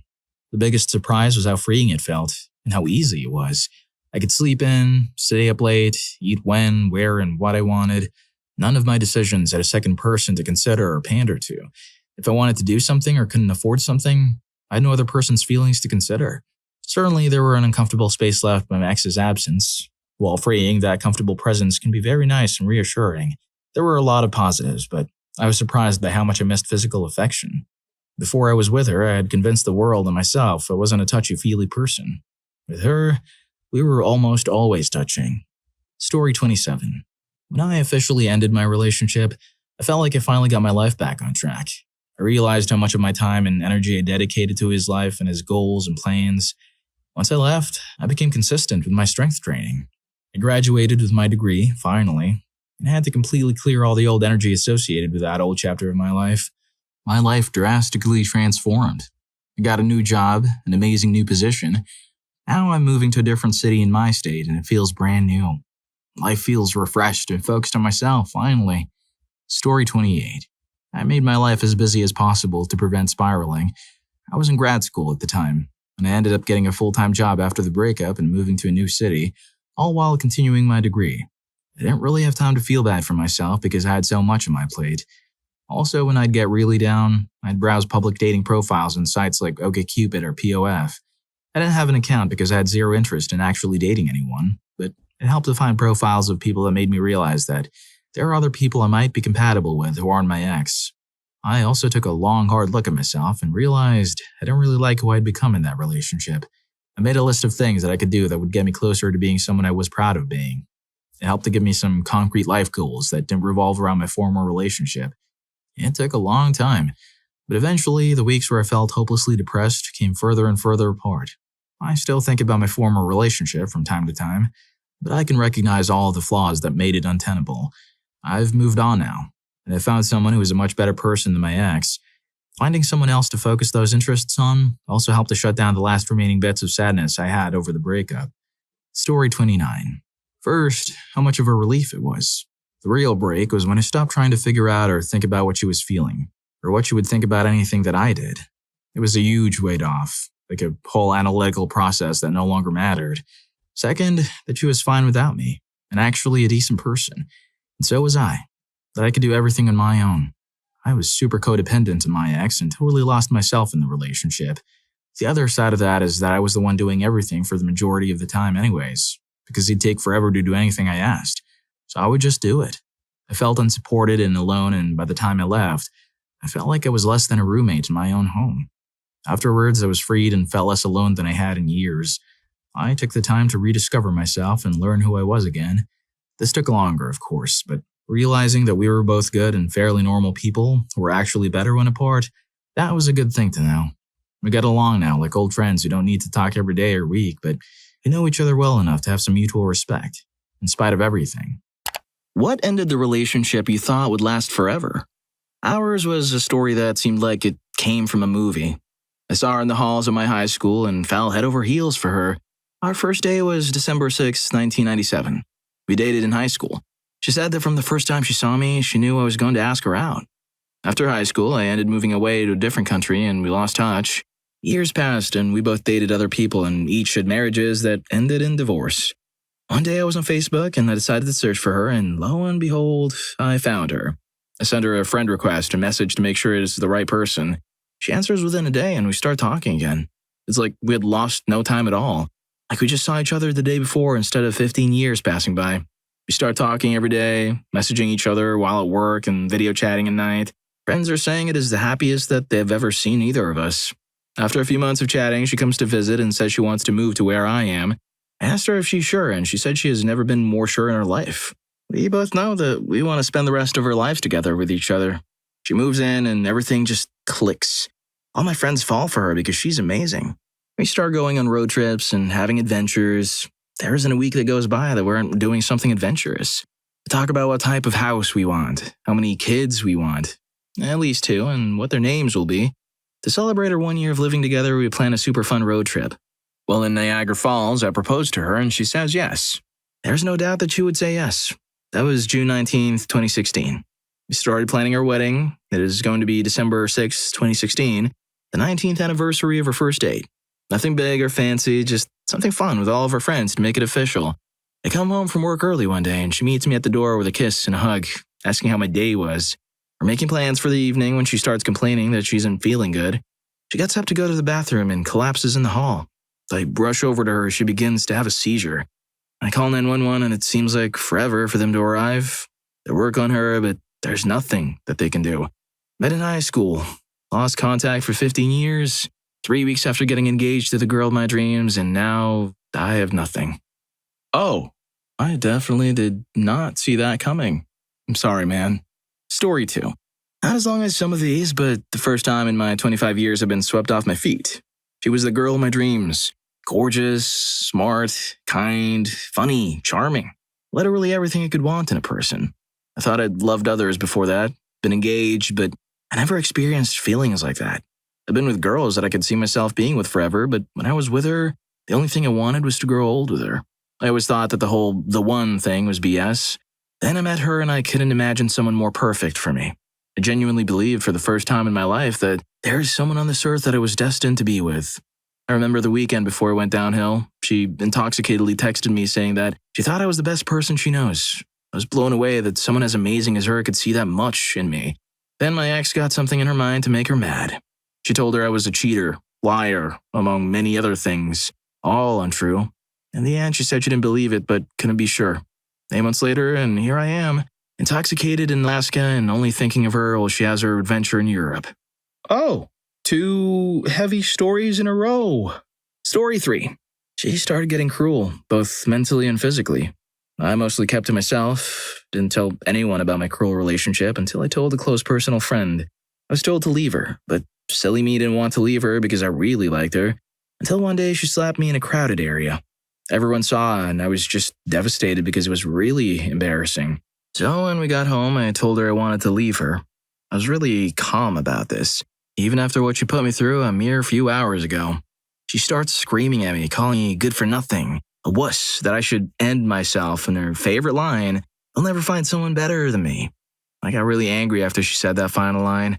I usually have a long fuse, but that day I blew up and kicked her out of my house. She was surprised because I'm not an angry person at all, and she has never seen that side of me ever. Now, unfortunately, we've been apart for 4 months now, and I feel better. I honestly wanted to work things out because I really liked her, but she turned insane. Better to have found out almost a year into the relationship rather than be married and living together. That would have been way worse, buddy. Story 4. My wife and unborn daughter passed away from sudden onset eclampsia.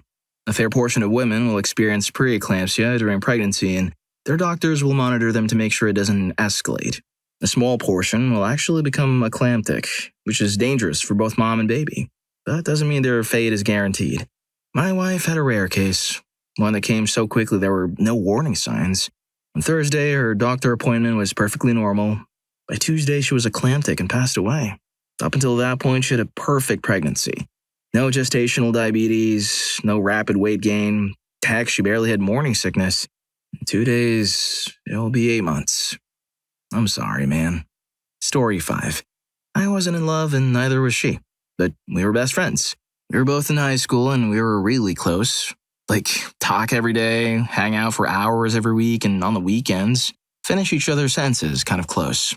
I took her to homecoming once because she wanted to go and didn't have a date, even though I freaking hate that kind of thing. We'd been joined at the hip for at least a year and a half, and I told her that to break up with her new boyfriend because he was a user who would ignore her for days at a time. It was an online relationship, and those suck anyway, but even if they didn't, I don't think stop dating a user who has no plans on stopping the whole substance deal is a bad idea. She told me that I was disrespecting her and stopped talking to me for at least 2 years straight. Now she's with a real-life boyfriend who she lives with, but he's an emotionally cruel and a racist redneck. I unfriended her on Facebook a week or two ago because I was tired of witnessing the train wreck that is her life. Honestly, man, you dodged a bullet. Story 6. I didn't mind her spending time with a male friend as I had complete trust in her. We were engaged and had been together for 5 years. She never cheated on me, but wanted me to claim ownership of her by refusing to spend time with another man. What confused me even more was that I had never been reluctant to show my passion for her. We had loads of intimacy and had an absolutely awesome chemistry, and I even saved her life twice. Once in a car accident and once while she had a very bad kitchen accident. Over the years, I've probably thought too much about this as she was the biggest romance in my life. But to this day, I still don't completely understand it all. I suppose I should just let it be. Anne's just a chill guy. Story 7. She just didn't come home one night. Everything was pretty fine up until then. She went to a party at a friend's and said she was coming home that night. Heard nothing. Walked all the way to the transit center looking for her in the middle of the night. Nothing. Eventually, she called the next morning and said she'd be home the next day. Kinda knew something was up, but I never really pressed it. She finally came home and she just seemed like a completely different person. Really cold, not affectionate, didn't want to be around me.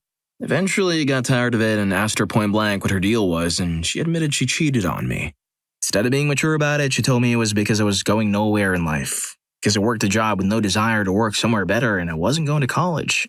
Keep in mind, this is during the economic downturn of 2008 to 2009, so finding a job is risky. Not likely to pay much, and I was spending all my time working my back off to support us, so I couldn't go to college. Because she didn't want to get a job.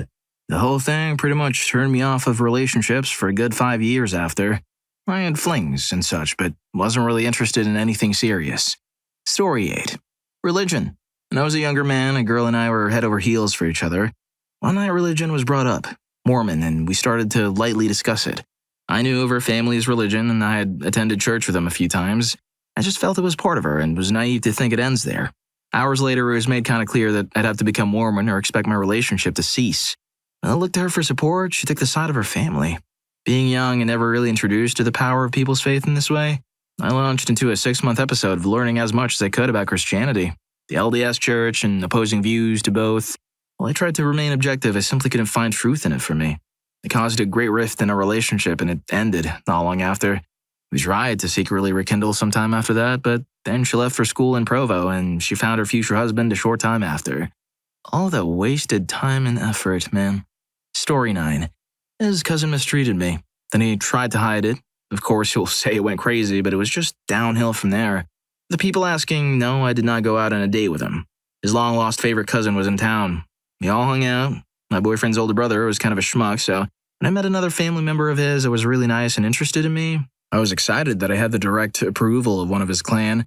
He came over to our apartment, and the three of us went out bar hopping. Looking back, at the second bar we stopped by, and the cousin handed us all 3 shots. Of course, I didn't think he would slip something into my drink. I mean, I was in a safe space with my boyfriend, right? I remember dancing with my boyfriend, and after that, no memory. I don't black out, like ever, so I'm pretty sure he slipped something in mine. Later on, I pieced it together, but the next morning, I was really sore, down there. That was the first thing I said to my boyfriend waking up. Like, that's weird. I had no freaking clue what happened. BF later told me he walked in on his cousin tucking me in with the door closed while he was in the kitchen making them a late-night meal. He said he checked, that nothing really happened. The messed up part was I woke up really, really early and took my dog out. His cousin was asleep on the couch. I didn't know, but a part of me knew when I just wanted him gone. I was hiding in the kitchen doing the dishes and he just came in and stared. I felt like an insect who wanted to squash. Paul never wanted to believe that his cousin would do that, so he just brushed it aside and ignored my obvious pain and tried to pretend it didn't happen. I did too, but that was obviously something you don't get over. Story 10. He threw me into a wall and hurt me. I was 18, freshly graduated from high school, and wasn't sure what to do with my life. He seemed so adult. He was studying law at university, and being with him felt like I was at least going to be guided into a good direction in life. But I also wanted to be 18, hang out with friends, and travel the world. He proposed to me to get me to settle down and do what he wanted me to do. Over time, he went from smart with a razor-sharp wit to condescending, cruel, and at the end, physically cruel. In a way, I do blame myself. I know that I was clingy and my family life was crappy, which at times I would vent to him about. Family was a huge priority for him, so I don't think it reflected well on me to talk so badly about my own. In the end, I was way too young and stupid, and he was incredibly manipulative. My current partner doesn't know the extent of the cruelty, as I'm too ashamed to admit it. I try to protect myself as a strong, carefree woman, and admitting I was a victim of human garbage would be very shameful for me. I've been working on it with intermittent therapy. Story 11. He began an affair for 6 months. When I found out, he begged me not to leave him, and I decided I would give him another chance and work at a relationship. He left me for the girl he had an affair with. I was heartbroken for a good year, then I started moving on. Their relationship lasted for about a year and a half. After they split up, the girl actually emailed me, apologizing for how it all happened and explaining she was at a bad point in her life when she met him. I basically replied no hard feelings and that she had done me a favor, as by that point I was past giving a crap. Funny thing is, whenever I see him in the street, he doesn't look in my direction. I would quite happily say hello, but he has made it clear to everyone how much he dislikes me, even though he was the one that cheated. Story 12. After 2 years, I moved in with her. She always has had problems with her self-image despite how beautiful she was, and when she'd get upset, I'd be there for her. But when I moved in and almost on a weekly basis, sometimes more than 3 times a week, she'd get these serious breakdowns and tell me to leave her because she thought she wasn't worth it. Sometimes she'd just come home from work bawling and just curl up in bed and scream into her pillow. Everything I tried don't seem to help her, and she couldn't work up the courage to go to the hospital again after she spent high school there. She was everything I could have wanted, but the problems she had took their toll on me. It's been 6 months since I left, and not a day goes by that I don't wonder if leaving was the right decision. If I'll find someone who can connect with me like she did. It just sounds like she needed help. A lot of help. Story 13. She said I could do better than a career in welding. So I saved up enough money during senior year to go to community college and start a degree in electrical engineering. 3 weeks in and I hate it. I don't want to be there. I'm working a job I hate and going to school in a subject I'm not interested in, both full-time. But hey, I'm tracking down an apartment to move out of the trailer park. My girlfriend's business is starting to take off and I'm gonna marry her in a year or so. Overall, not so bad. Then I get a text message. I'm so sorry, this just doesn't feel right. I want to take a break for a while. Wait, can we talk about this? I just want to know what's going on. No response. 3 days later, I saw on Facebook, your girlfriend is in a relationship with your best friend. Okay, now I'm just confused. So I called up my apparent ex. Hey, what the heck? Look, it just wasn't working. I'm happier now. Isn't that what you want? Yeah, but why couldn't you talk to me about it first? I'm sorry. And she hung up, so I called my friend. Dude, what the heck? I know it looks bad, but yeah, it does look bad. My fiancée just dumped me from my best friend. Well, she loves me, and we've been talking and going out for 6 months. If she picked me, then I think that's your problem. Burn in hell, man. The next day, I went to the college and dropped all my classes. Got some money back too, since it was less than 6 weeks. Driving back to my parents' place. I already called to tell them what happened, and they told me that if I wasn't going to school, then I could find another place to stay. I got $800 in the bank, $1,500 checked from the school, and $36 in my pocket. I could probably live on that long enough to get a second job to pay for an apartment. Then I see it. The big sign that says Armed Forces Recruiting Center. I remember what my grandfather told me. The Army will give you food, clothes, and a place to sleep, and they're always hiring. So I pulled in and talked to them. A month later, I sold my car and most of my stuff, walked into the airport with a backpack and a change of clothes, and started one of the best parts of my life. Those two are married and doing well. I'm glad she's happy and taken care of. She sat down with me while I was on leave to work some things out. My former friend is still a coward and won't look me in the eye, talk over the phone, or even respond to emails. Screw him. I turned out better for it, and I guess that's all that matters. Story 14. Being young and long distance, he was my first love, and I thought we'd last forever. But I also wondered if I could put up with him forever. We were very different kinds of people. It became apparent to me that our drive and motivation and goals did not align in a way I was happy with. I wanted to find someone else who would have big goals they wanted to grow and work toward. So I broke up with him. It was hard, but I've done a lot of things now that I probably wouldn't have before, and I enjoy it. Story 15. Throwaway, obviously. I had contracted herpes a few years before I met my fiancé. I was deeply ashamed of this since I got it from a friend I knew from high school and that I just didn't sleep around like some guys. When I met my fiancé, I knew she was the one, but again, I hated myself for what I had and was deeply afraid that she could never love me if I told her the truth. I was engaged for 3 years before she found out on her own. She left me that day and I never saw her again. It's been almost a year and a day doesn't go by where I don't think of her or regret how awful and selfish I was for not telling the truth. Since then, I've obviously realized that anyone else I meet in the future will know the truth immediately, but I don't want anyone else. I still want her. Makes me tear up realizing I won't have the family or future I thought I was going to have with her. I hate the fact that I was a coward and that my shame made me into a liar. The fact that I broke her trust is something I ask God to forgive me over and over for. But that's life. In case you're wondering, she did tell me she got tested and she came up negative. I was always very careful. Still awful, but I'm just thankful she didn't contract it. This was very hard for me to admit because I still feel very ashamed for what I've done. I've only told a few people in real life, not even my parents, no. I just had to get this off my chest because it pains me knowing I won't be with the one person I truly loved and wanted to spend the rest of my life with. Story 16. She stopped talking to me for 10 days. 10 days, and the only communication I got was, "I'm fine, just leave me alone for a while. I'm not home. I spend the night with coworkers." And after that, I showed up in my work's parking lot. 1 year this Friday, and I had gotten her a foxtail because she'd been wanting one. She told me, "You were just a phase." She left me crying in the middle of a parking lot at 9 at night. Found out from her friends she was cheating and just using me for dates. We even planned on moving up to Washington together. If you're enjoying the video, don't forget to hit that subscribe and like button for more videos like this. Story 17.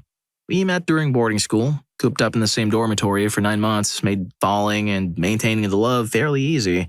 However, when school ended and she moved back to Germany to pursue higher education, while I returned home to Denmark for an excellent job opportunity, we could no longer be each other's pillar of support to the extent we had used to be. We maintained a long-distance relationship for a couple of years, only seeing each other during holidays and occasional weekends. Our plan was to maintain a relationship mostly through Skyping and talking on the phone while she finished her degree and then find a place to live together in Denmark. We even allowed each other the freedom of having intimacy with other people instead of forced abstinence, which worked out fine for both of us. She met some people to fill the role through school, and I have a friend I've occasionally been having intimacy with since my teenage years, outside of relationships. We dated for a while, didn't really work out, but that's another story.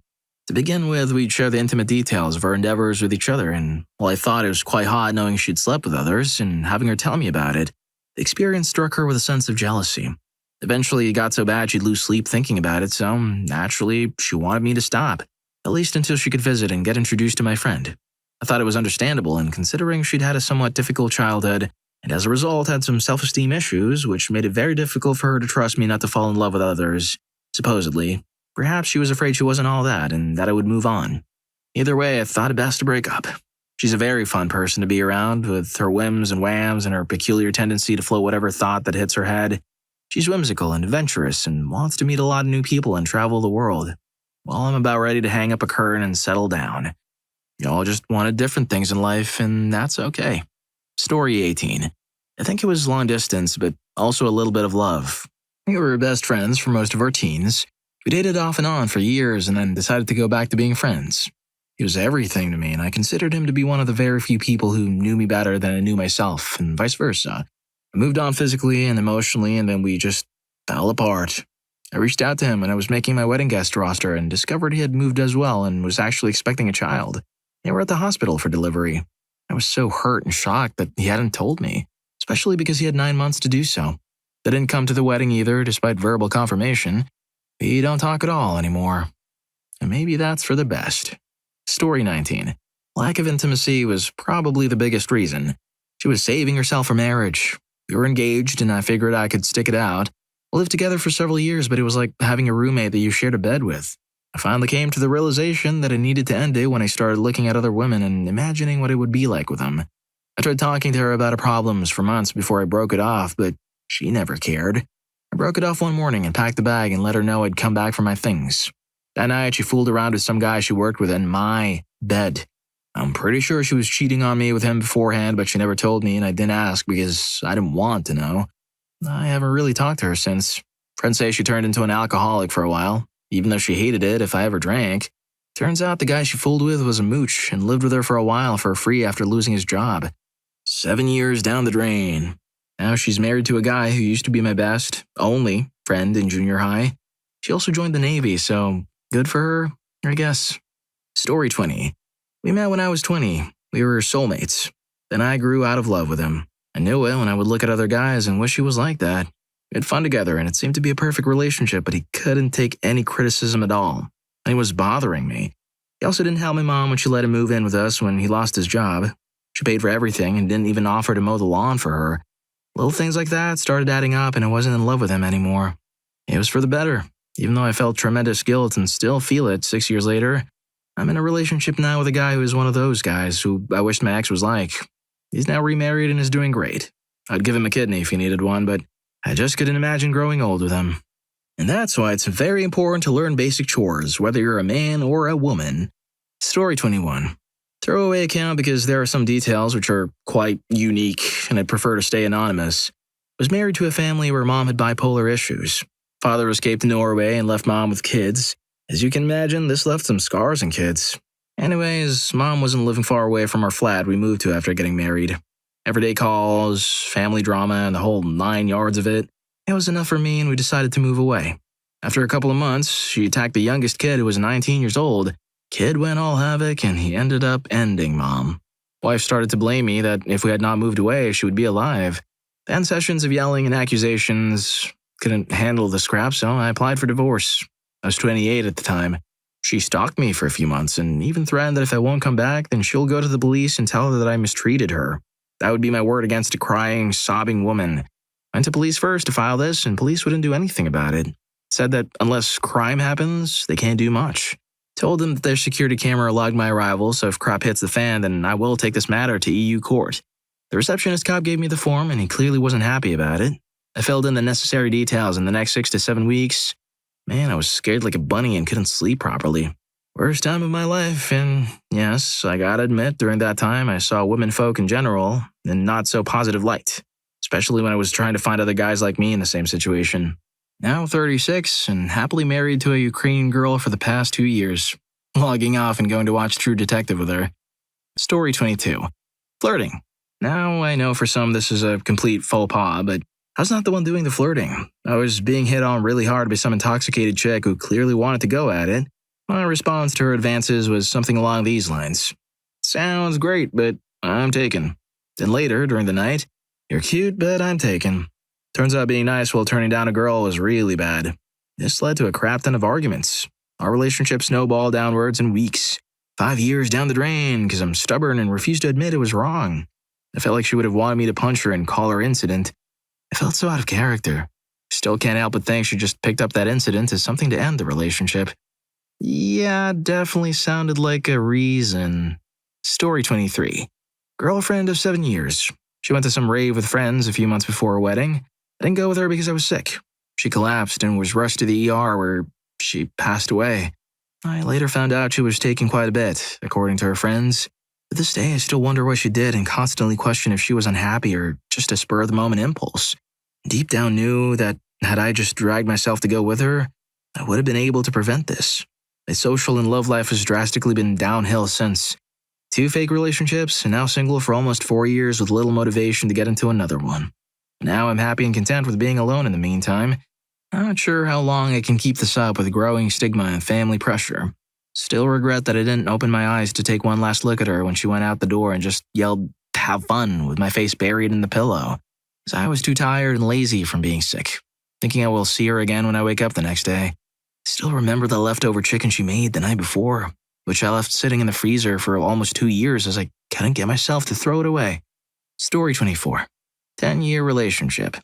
I stayed in on a Friday night so I could get up early and volunteer for the kids she worked with. She went out, got intoxicated, and fooled around with her coworker. She told me the next morning.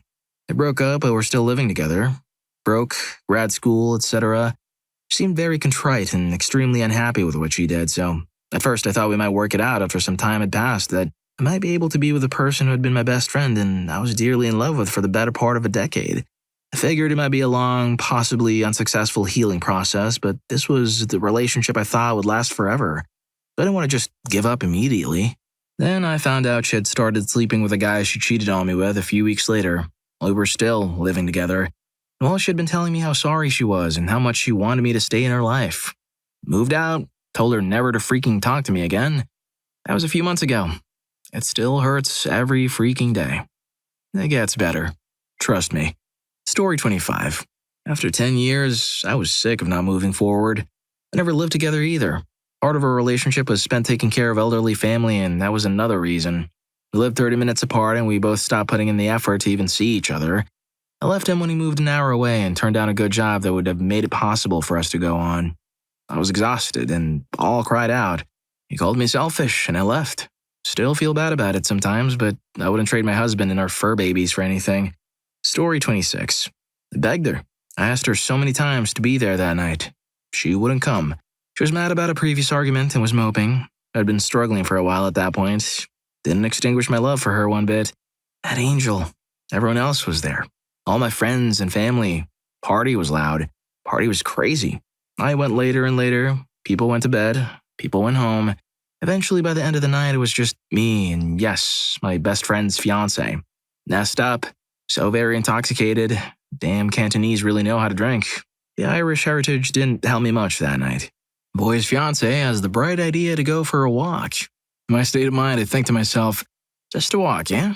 Why not go with her? Idiot. Freaking idiot.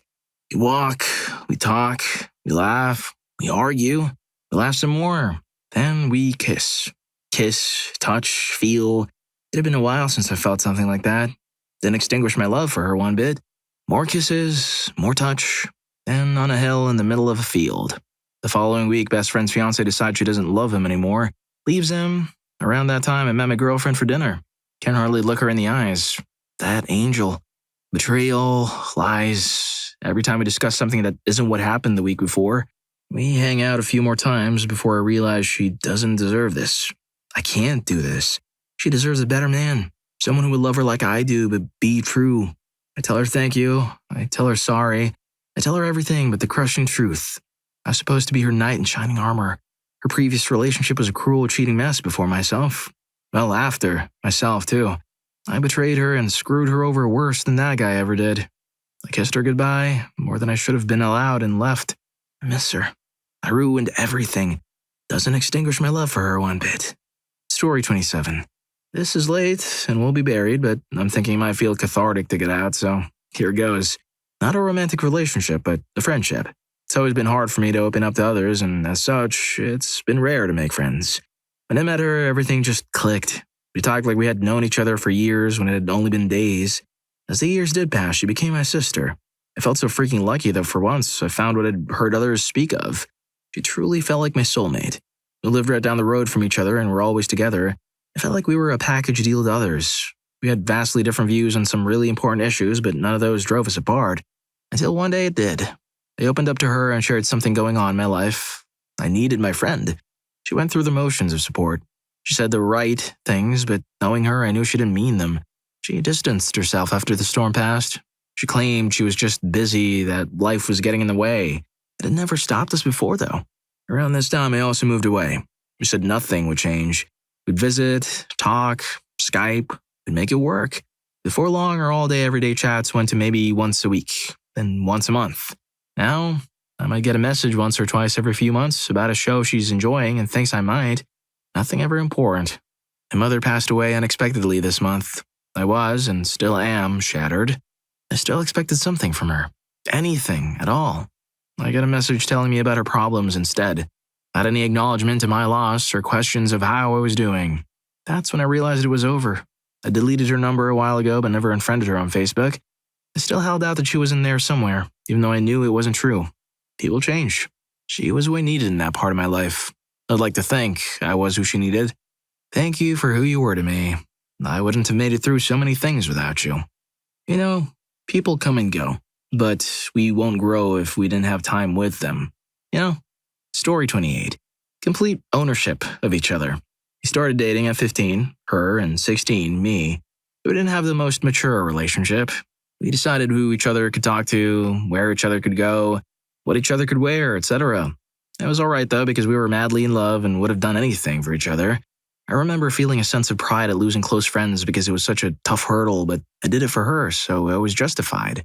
We got older, started changing, moved to different cities, drifted out of the honeymoon phase, started this toxic relationship where we both slept with other people but denied it to no end, meanwhile constantly accusing the other of cheating. We argued nonstop and hated each other, but we spent another 2 to 3 years together after that because we loved the idea of each other so much we couldn't let go. I'd never gone more than a week without speaking to her for 7 years, 2008 to 2015. Now I just recently passed the 1-year date since I last spoke to her, and it felt a little surreal, especially since our last conversation was a huge fight. There's a piece of me that tries to imagine that we could still be together later down the road, even though I know that's not possible. She's no longer the girl I fell in love with, and I'm no longer the guy she fell in love with. I respect that. It's just hard letting go of the certainty that I'll never love anyone the way that I loved her. Story 29. An ex of mine and I started dating while we were in high school. Fast forward to when we turned 21 years old. Have a pet, have nice enough jobs to maintain our own place. She was in school, etc., etc. Things were going well, you could say.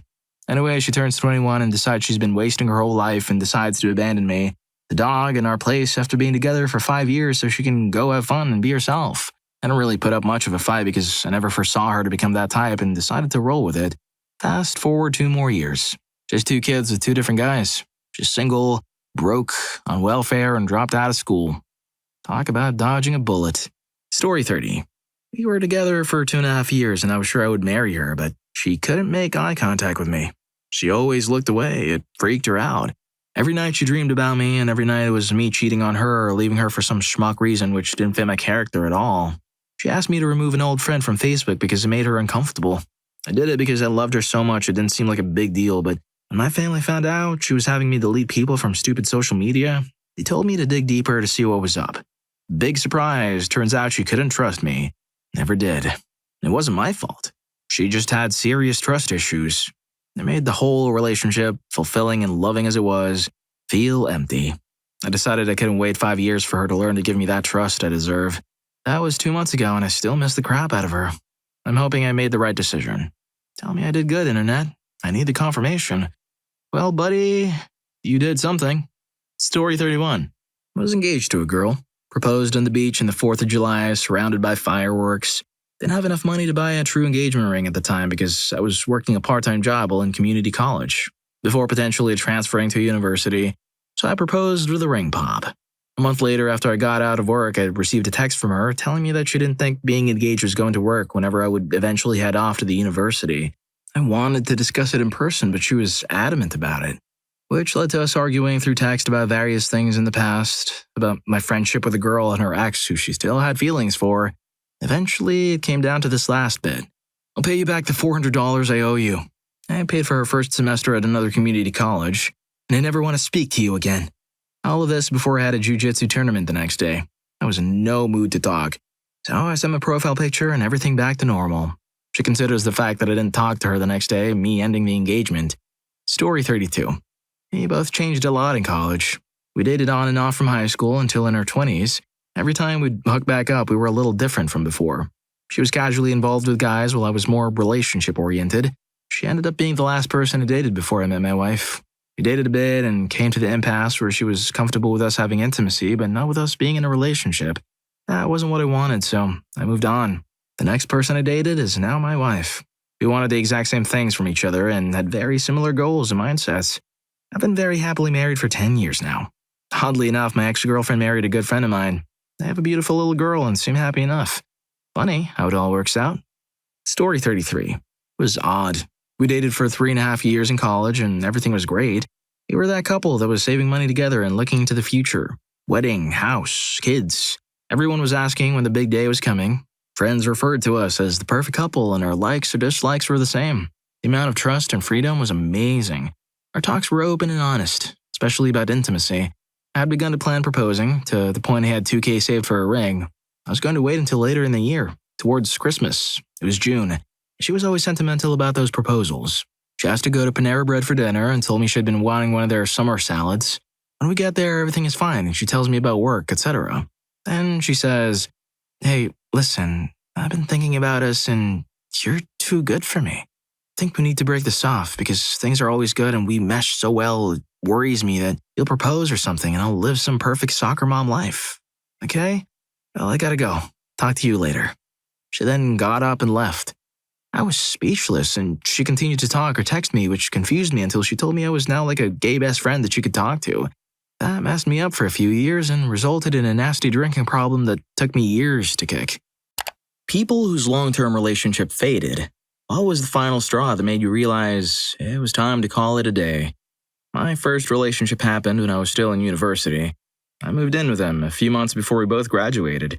We started working right after graduation, but our jobs had a totally different schedule. Mine was during the day, his was in the evening, and often on the weekend. We rarely spent time together, and I guess we drifted apart. Then I got the opportunity to go work in another country, and he told me to go for it. We still message each other a few times a year, but that's it.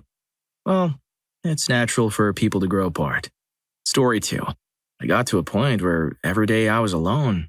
I've been rehearsing ways to say I want to break up and couldn't bring myself to do it when he got home. At some point, I realized that wasn't normal, and for his sake, I should just end it before he goes too far. That was a 4-year relationship.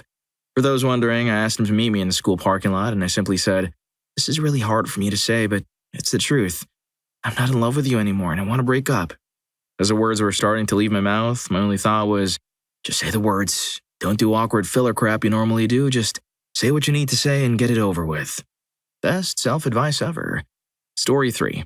Mine was not a slow burn like most seem to be, but a very definitive moment. Her brother was living with us, and this was right when Wi-Fi was becoming available to the general public. We couldn't afford it because we were broke kids. So her brother would take my girlfriend's MacBook, it was a gift, and sit on a nearby bus bench and leech off someone's unsecured Wi-Fi. Well, one day we get a call from her sister, and she says we need to get home immediately. Turns out some guys came up and asked him for change for a 20, and when he told them he didn't have it, they tried to snatch the Mac and jump in their car. He knew it wasn't his, so he held onto it and tried to get it back, but they were too much. He'd gotten dragged by the car and then had his leg run over. It was in pretty bad shape. As we turned the corner, didn't know what had happened yet. Girlfriend sees cop cars and an ambulance and says, "This better not have anything to do with my Mac." We walk in and he's visibly in bad shape, and she's just immediately, "Did you lose my Mac?" I'll never forget his face. He was so ashamed and felt terrible and just started crying. She, however, started screaming, "My computer! My computer!" and hitting him to the point where the cops considered arresting her. It was an instant eye-opener. Wow, way to set your priorities, lady. Story 4. When she broke up with me for the 12th time. We had a long-distance relationship, and whenever we had an issue or disagreement, instead of engaging in a conversation with me about it, she would say we were done and shut me out for 2 or 3 days before coming back, and manipulating me into groveling for her forgiveness. The last time, I just said no to going back and stuck to it. She freaked out and tried to drive 6 hours to my place at 2 a.m. I got a call from her mom, saying she had left in the middle of the night as a heads up, and upon finally getting a hold of her when she was just a couple hours away, I was able to convince her to turn back. That relationship messed me up for a while, but once I began dating my now fiancé, it was unbelievable to me how wonderful a real, loving relationship with healthy communication can be. Story 5. The relationship was toxic from the beginning, but we had a kid and leaving would be a big sacrifice. I told her that we're going to take 10 months to really focus on improving our relationship. And if we can't agree after that time that even one thing has gotten better between us, I'm leaving. I really worked hard during that time to do relationship work with her, but every time I brought it up, she said all our problems were my fault, so there was nothing for her to do. We were in the exact same place at the end of the 10 months, and I started working on my exit plan. So did you get out? Story 6. My now ex-husband did some contract work for the facility I work at. A coworker from a different department complimented on how busy I was and how the hospital was lucky to have me because I did great work. He said to this person, "Well, I don't know how busy she is because she's always bugging me. You guys know how it is." It crushed me and made me realize how little he thought of me. Story 7. Together for 5 years and long distance for 2 of them. I realized one day I felt like just going through the motions when she answered the Skype call. I could see it in her eyes too.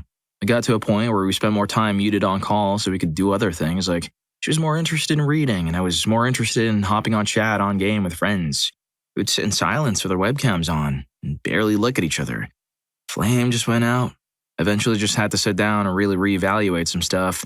It's a really hard conversation and absolutely broke my heart to tell her. We cried together and had the best conversation we had in over a year. Story 8. 10 plus years ago, I dated a guy for 3 years. We even got engaged. I was only 18 and later found out that my mom bought the ring for him to give to me. He was extremely charming. By all accounts, he was a great guy. Would go out of his way to do nice things for people, always sweet to me. My parents, especially my mom, loved him. He started lying about things that were really important to me. I was looking for a job. He said to put in a good word for me with the owner of this one jewelry store. I went there to talk to the owner and pick up an application. Store owner proceeded to tell me that my fiancé made no mention of me and didn't put a good word in for me like he said. Another example. He'll plan to go to a concert in another state where several of my favorite bands were playing. He said he had bought the tickets and they were a will call. I drove us for 2+ hours to get there, only to find out that there were no tickets in his name, or mine, a will call, and show was sold out. He made all sorts of excuses, saying that the vendor must have messed up. Maybe they did, but he had lied too often for me at this point for me to believe him. Hopped right back in the car and I drove the 2+ hours back in the rain while sobbing. I think the true last straw was when he lied about having brain cancer. Here's the thing. He went to the hospital pretty often, and it was always coincidentally right after we had a big fight. The last time, though, I didn't drop everything to go see him at the hospital. All of his friends and my mom thought I was a schmuck. Yeah, I probably was, for thinking he was lying about brain cancer when I didn't know for sure, but it's hard to believe a chronic liar about anything. I found out later, from my mom, surprise, that he didn't have cancer. He also refused to give me space after we broke up, constantly texting, calling, and coming to my house. My mom let him in the house once. I didn't want to speak to him, told him that as well as my mom, and locked myself in my room. My mom proceeded to tell him where the key for the lock was, despite my protesting, and he unlocked my bedroom door so that we could talk. Looking back, it seems pretty harmless, I guess. Maybe I overreacted. I wanted no contact from him, though, and he didn't respect that boundary, and it felt like an invasion of my safe space. After we broke up, my mom stayed in contact with him for several years. She always took his side over mine. She refused to meet any of the guys I dated for 6 years after we broke up. Ended up moving out at 19 because of how strained my relationship with my mom became after the breakup. She even bought him things, like a plane ticket. Mom and I have since talked things out and she admits to being manipulated by him. Just met my current significant other, and likes him, but doesn't cross boundaries like she did with my ex-fiancé. Well, at least you mended things with your mother. Story 9. After 17+ years, she no longer wanted to put in the effort and would rather spend her time on social media, talking with everyone but me, and ignoring our obvious issues. So after I finally had enough and took her phone out of her hands and forced her face-to-face, sat down and chatted about airing the issues. In the end, it was worth it, and I never realized how much of a prisoner I felt like in my own home until I had my own life again. Lesson learned? If you ever feel like your partner is checked out mentally, they likely have, and don't put up with the BS for the next couple of years just because you have a long history together. I promise you, it will only keep you miserable. Story 10. I'm still with my husband, but I can feel myself getting more and more frustrated with the relationship. I want more than he can offer me, and I don't mean that I only want him for what he can provide me. I bring in 70% of our income. I pay 80% of our bills and mortgage. I do most of the housework, lawn care, and house maintenance. Everything, really. I wouldn't mind doing all of that if I felt valued and appreciated. I got one full day to be with him, and he opted to have a D&D session from 2 to 10 p.m. I constantly hear him say he wants to spend more time with me, and he'll call into work, spend maybe 45 minutes with me, then go play games or do something else. I address issues, and he'll change the behavior for a couple days and then go back to it. I didn't marry him to have a part-time spouse. He's a very sweet person, and that's what I love about him, but just don't feel that peace I used to feel in my soul when in the same room as him. Story 11. I went into the relationship knowing that she liked to drink, and she went into the relationship knowing that I didn't drink any longer. But we really liked each other and wanted to make it work, but when she would drink, she would get angry at me for not drinking, like I was judging her or lording it over her, which, looking back after years away, may have been true. Maybe I was and just didn't realize it, but she would get intoxicated and black out. I would clean her up and tuck her in and then go home. Near the end, when this would happen, I would call the next day to check up on her, and the first thing she'd say was, "Are you calling to break up with me?" And the answer was always no, of course not. Until the day I just had to say, yeah, I think maybe so. Story 12. She was happy where her life was, and I wanted more. She lived in her parents' garage, had a job she hated, and a family that didn't appreciate her. She planned to have IVF and raise that child in her parents' garage while working a job she hated with a family that didn't appreciate her. I wanted a nice house, a nice job, a nice life away from people that don't support the things that make me or us happy, to travel and try new things, to not be stuck to the same 30 miles for the next 50 years. Me wanting more in life and her never wanting to change split us up. I was going to marry that girl, but now I just feel bad for her. Story 13. He hurt me several times, blocked me from finances, controlled which friends I saw. I stayed because I loved him. We didn't work well together, and eventually we were separating. Then he tried for the first time in a marriage to be a decent husband. That hurt more because I knew he could be decent and sometimes was. He just chose not to, most of the time, for years. I decided that either his turned leaf was a facade that would fade or that it would stay and I'd resent him for past behaviors, but either way, I wasn't sticking around for that. Don't stay with a significant other who hurts you. There's no coming back from that. Story 14. My fiancé and I had discussed having kids, and I thought we were in agreement that we wanted one or two. One day we were having dinner out, and she announced she didn't really want kids after all. Naturally, I was a bit taken aback and asked if she was sure. She said, "Well, I'll tell you what. If you get married and after 5 years you still don't want a kid, I'll buy you a car. I have severely limited eyesight. I don't drive." That relationship did not last much longer. Story 15. We started dating at the end of our senior year of high school in 2016 and even stayed together after graduation. But because we lived in two different towns, the relationship turned into a long-distance one. We rarely saw each other since neither of us drove or had cars. Every time we did meet up somewhere, his appearance would change drastically. He gained so much weight and started shaving his head, a look I'm not too fond of, which resulted in me losing attraction to him over time. And we had different goals in life. He just wanted to live in his grandmother's trailer, play video games all day, and eat junk food, while I wanted to work on my health and move out of my hometown. I eventually broke up with him in 2018. Story 16. After going deep in debt, her excuse for not getting a job was that I might cheat on her. When? Before my first job, 75 miles away, or the second I could barely make it on time after a full day plus driving for the first job. When she asked where we were moving to after not being able to pay rent, I simply said I've got a place. You are on your own. Ooh, sick burn.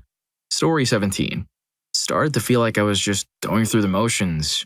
We'd go out, get dinner, come watch some BS on TV and play on our phones. Started to not be able to have a conversation without forcing it. I hated hanging out with her friends, and she was pressuring me to move in with her, which made me realize I had to make a decision and figure out if it was what I really wanted. This all happened in November, so it's been a lonely lockdown, but I think I made the right choice. Story 18. There were a lot of reasons for why we needed to break up, but the moment when I realized we weren't going to make it was my 30th birthday. He had told me he had made reservations at a hotel to celebrate in a nearby city, and he would cover everything. I got a good deal in the hotel room, and they even upgraded us for free when they found out it was my birthday. It was going well at first when he paid for drinks at happy hour at a famous local hotel. Dinner, on the other hand, he kept a surprise and wouldn't tell me where we were going. It ended up being an Italian seafood place. I hate seafood. And while I like Italian, I don't really like going out to eat at restaurants. He knew all this well. He'd picked arguments with me in the past because he couldn't accept that I don't like seafood. I figured there must be something on the menu I could eat. Why else would he take me here for my birthday? There were a couple of things I could eat, but nothing very exciting. I think I ordered a plate of Italian sausage with peppers and onions. Meanwhile, he was delighted about all the seafood he could pick from. When our food came, I didn't enjoy it because the entire place reeked of fish. He just happily chowed down on the steamed mussels or whatever it was that he ordered. I didn't notice that I was crying because he was enjoying his food so much and because it was dark and loud in the restaurant. Basically, he knew that I probably wouldn't like the restaurant. He just didn't care.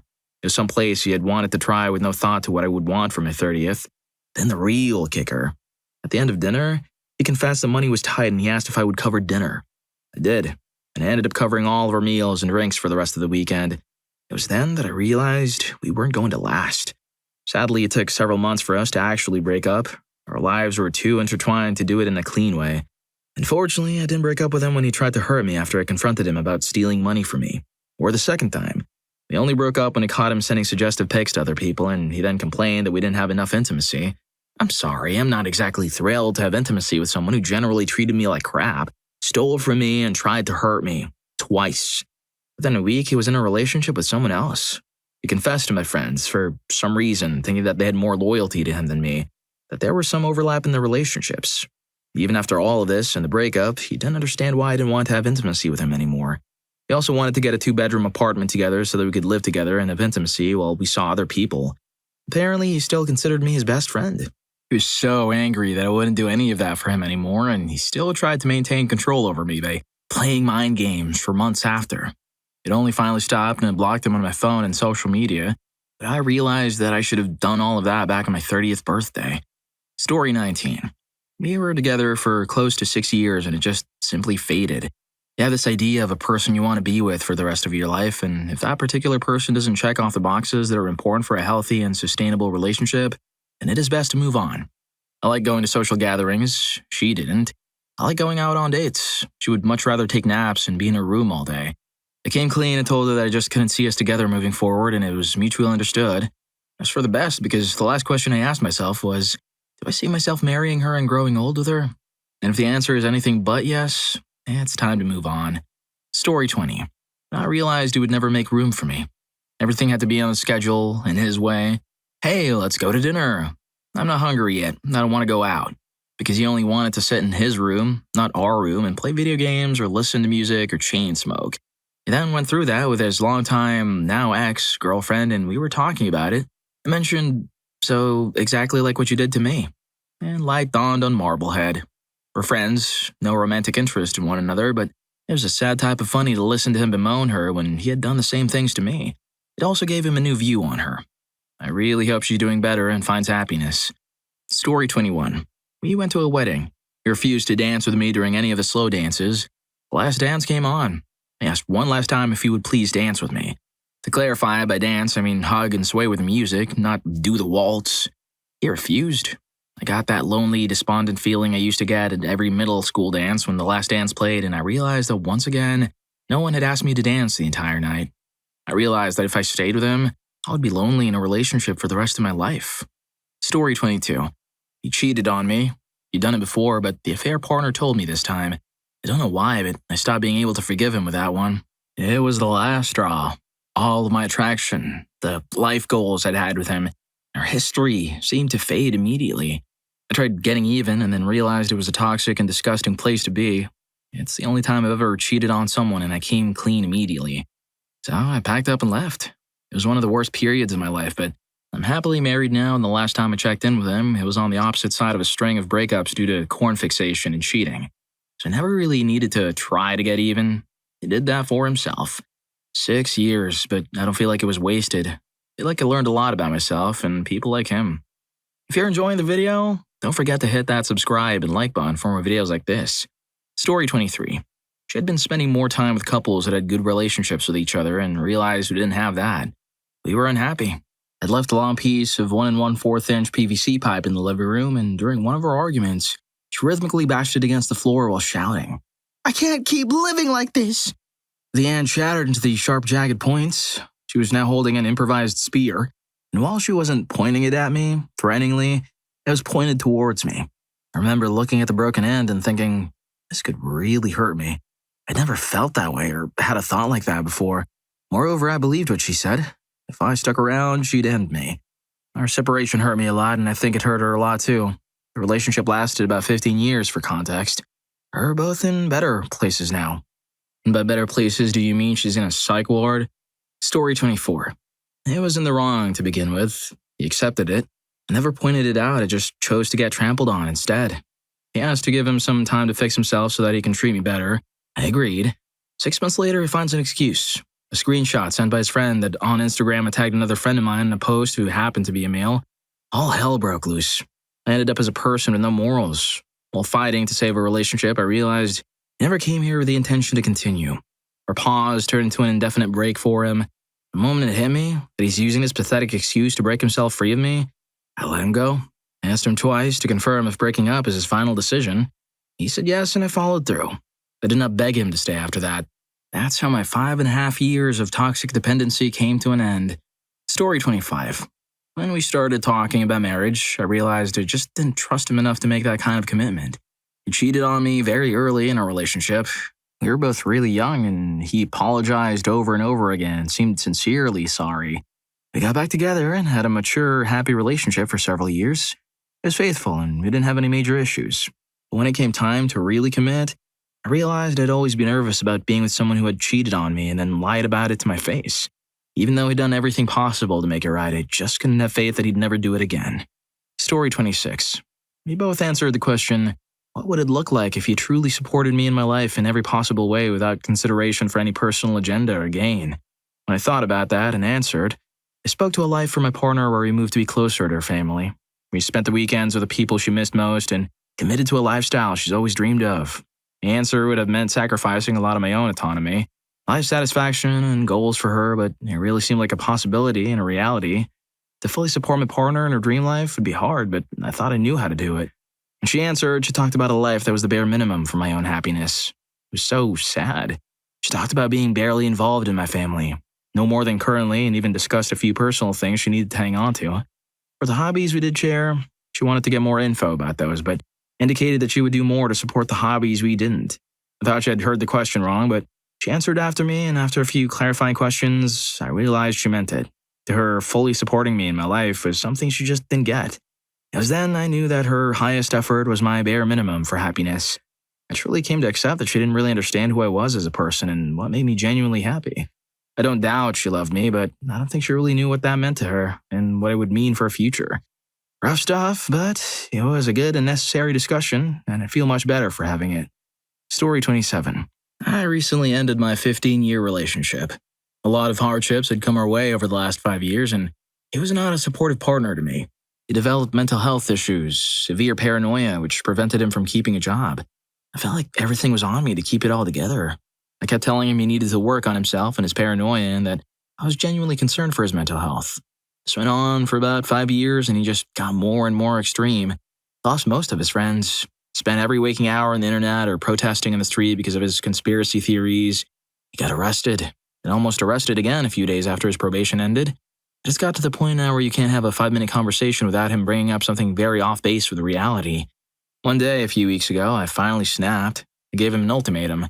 Either admit that you aren't well and that you can't continue to live your life like this, or I'm out. I spent so much time and energy trying to help him and save him. He couldn't admit there was anything wrong and told me that I'm gaslighting him and that I'm emotionally cruel. I hold a lot of resentment towards him for not taking responsibility for his issues in life, but I'm the farthest thing from cruel. I love him. Stupidly. Even still. I started to think that I would have a child someday and that having a child with this person would be absolutely horrible. If he couldn't support me emotionally now, how could he once we had a kid together? Would I want my kid growing up in a toxic environment? Homeschooled with no immunization? Am I okay living the rest of my life without getting my needs met? Facing this kind of drama every single day of my life? It was just overwhelming to even try to see my future as anything but constant struggle. So I ended it. I honestly didn't even plan to, I just snapped. Couldn't take it anymore, and he has been pretty horrible to me. Calling me weak, doing things to jeopardize my home and my work. It's really, really sad. He thinks I've betrayed him, but I don't think it is fair to expect someone to stay with you if you can't work on yourself and admit that your life is an imploding black hole pulling everything else down with it. Hopefully, someday, he realizes what we had and how hard I tried to save it, but even if he doesn't, it isn't really my problem anymore. I'm going to start living for myself again. Story 28. I was once in a relationship where, at first, it was wonderful. We had fun together, went on dates, played PS4 together. We shared a lot of the same hobbies and interests, or so it seemed. I'm a fairly decent health nut. I take care of myself, but will sometimes, not often, eat junk food. She seemed to have the same lifestyle. Then I moved in with her. Things carried on like normal for a few months, and she completely let go. She gained 100+ pounds and lost that physical attraction I had at the start. I'd ask her to come to the gym with me. She either refused or went, but only watched me. On the way back home, she would stop at Burger King or some other fast food chain. Then things got downright cruel. In the middle of the night, she would unintentionally knee me in the privates and yell at me to stop being such a witch. It doesn't hurt that bad. I was at this point, I just wanted to leave, but I felt I had nowhere to go, so I stayed. My final breaking point was when she had to go up for work, smacked me as I was sleeping, and called me a schmuck. She then proceeded to call her dad, faking distress and saying that all the things she had done to me, I did to her. Also, I forgot to mention she had convinced me that it would be best for me to drop out of university. She really did have a way with words. I'm so happy I'm out of that relationship. Story 29. I was walking through Union Square on a hot summer's day. There was the farmer's market, and there was a vendor who was giving out samples of ice-cold mango slices, all cut into little diamond patterns and perfectly ripe. Not too ripe to be all mushy, but that brightly orangey yellow that's tart and juicy. I got one for me and my girlfriend at the time. I offered her the delicious slice, and she turned down the mango. I mean, who does not like mango? We broke up on the spot. Sometimes you gotta let a woman go. Story 30. 6-year relationship. 3 years living together. I made some new friends that he didn't like. I made some new friends I didn't like. We compromised and hung out separately with our new friends. We started spending more and more time apart, and I realized I preferred not being around him. It wasn't anything in particular, we just suddenly seemed to have nothing in common. It took 8 months to actually tell him I wanted to break up. I was so worried about losing those 6 years. But if I didn't break up with him, I wouldn't have started dating my husband. We've been together 12 years now, and he's without a doubt the love of my life. Story 31. Toxic positivity along with a lack of trust and communication. I had to move out of state to keep my job, and I was in the middle of my first long-term relationship, and his biggest concern was whether we would still be in a relationship or not. Then it got bad when my depression got worse. Instead of listening to me about how he could help, he instead decided to use toxic positivity to essentially mask the fact that I was depressed, saying things that just made it worse. Then he decided that he would keep information from me like the fact he went through my phone and laptop behind my back, or that there were multiple rumors being spread about me amongst our, at the time, friends. What really broke the camel's back was when I had to decide whether I was going to come back home for the weekend for a family holiday. I realized that I didn't plan on making time to see him because I absolutely dreaded it. That's when I knew it was really over. I couldn't put on a happy face to appease the person who actively contributed in trying to reshape my personality to fit a narrative that wasn't true to me, and essentially put my mental health into a place where it wasn't healthy. Story 32. We lived together for 3 years after college. She was suffering from depression and rehabbing from back surgery. She decided she needed to move back in with her parents to receive full-time care to improve her health, and gave me an ultimatum to either quit my job and move across the country with her or to stay and break up. I was in line for a big promotion that I had spent 3 years working to earn. I tried to bring myself to apply for jobs in the new city, but my internal conscience told me that I was doing something that would betray my long-term best interests. I wanted to move, but deep down, I really didn't want to leave my job and take a step back in my career, so I chose to stay. I made the right choice. A few months later, I received an award, a promotion to VP, a bonus large enough to pay off my car and most of my student loans, and an 85% raise. Story 33. That's kind of where I am now. Like, personally, I love my partner. He's a great guy and we get along well. We're just not compatible for a long-term life. I want kids to be successful, to have things change over time and experience new things. He wants none of that. He just wants to exist, for lack of a better explanation. He's not lazy or anything. He's just happy where he is in life and has no desire to better himself. I want life to change and evolve. I'm happy that he's happy with his life, but I want more. And he has absolutely zero desire because things are good enough for him. The final straw will probably be when I get a job that moves me away. I'll have to sell the house and separate our finances, which hopefully won't be that big of a deal. Honestly, I've been pretty open about what I want and that I have no plans to sit here forever, so I don't think it'll be a surprise for him. Story 34. I'd like to offer a counterpoint, if I may. About 8 years ago, I was pretty sure my marriage was over. I felt unheard, like my husband didn't know me as a person or truly wanted to get to know me. This was after nearly 10 years together. We barely talked. If I asked how his day was, he'd just say, fine. This got really old and I started spending a lot of time at work and the rest of my time at the gym. Eventually, I developed relationships that felt deeper and more satisfying than the one I had at home. I was really sad. The only person I felt I could talk to about this was my hairstylist. She was very young at the time, but she quoted her ex-boyfriend's mother. In marriage, there aren't hard days, there are hard years. This blew my mind, so I decided to wait, to try to talk to my husband, to let him know what I wanted and why. He, being a big, strong man in the ways that actually matter, listened and accepted what I said. Slowly, things got better, then much, much better. Now we're stronger and more committed. We talk. Sometimes after work, when I'm tired, I secretly wish for fine. Well, it's good. He feels heard and loved, and so do I. Now we know we can get through some rough times, and we can trust that we will treat each other with honesty and respect. Story 35. It was after about 3 years of living together. I was working full-time and continuing my degree. She had been out of work for most of the time we were together and was able to pay rent by having her parents pay her side of the rent and utilities and such. She would occasionally get work doing makeup for brides and bridal parties. She's a very talented licensed esthetician, but it was never steady. I would ask her before leaving for school or work to clean up some of the mess in the kitchen or whatever craft project she had taken up at the time. There was at one point a big dresser just sitting in the middle of the living room for months. I was growing more stressed about having to come home after school and work to the same mess or even bigger ones. I found out later that she was waking up around 3 p.m. in the afternoon and would complain that she had to do something. Otherwise, I would get on her case when I got home. It just felt like such a one-way street with everything, but there just was also no motivation for me to try harder then, as she was barely doing anything in general. Story 36.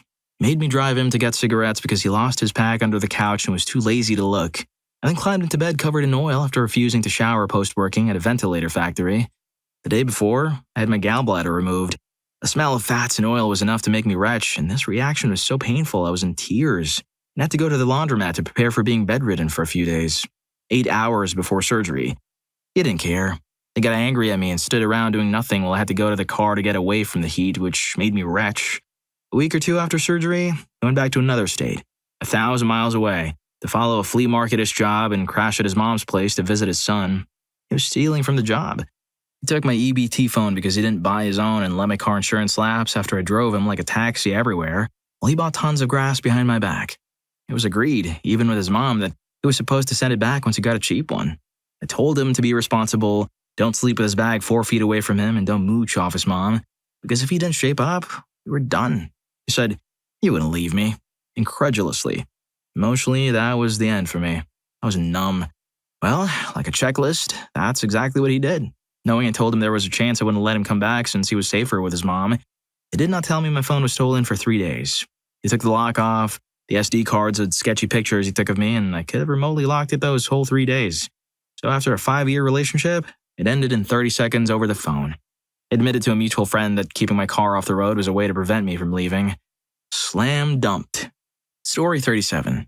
When I came home from work at 10 p.m. expecting to do homework all night and there wasn't one single clean pot or dish for me to make myself dinner, I'd just gone back to college after years of putting it off because we couldn't afford it. I was taking 5 classes and working full-time at a retail job. I was getting very little sleep every night because I just didn't have time with my classes. My ex worked a regular 9 to 5 p.m. job with a 15-minute commute, and dishes were one of his only 2 chores. The other was taking out the trash. When I asked him why he didn't do dishes, he told me, "I didn't have as much time as I thought he did," and described how he spent 2 hours working out and 3 hours watching TV. I finally realized I didn't have a partner and it might as well be alone, so I didn't have to clean up 2 people's messes alone for the rest of my life. Story 38. Simply put, she started becoming something I dread to see. I got to a point where I'd rather stay at work, something I'm not excited to do, rather than go home. When she would go visit family or take a long trip, I'd have the time of my life when she was away, and it would come to an end when she got back. I wouldn't do anything extraordinary the time she was gone, just lived life as I normally would. It was my first sign something wasn't right. She was having a negative impact on my health all around. That's when I knew I wasn't the man for her and she wasn't the woman for me. Story 39. When we separated for 2 weeks and told me he had tried to date another girl, left her notes and bought her flowers and flirted with her.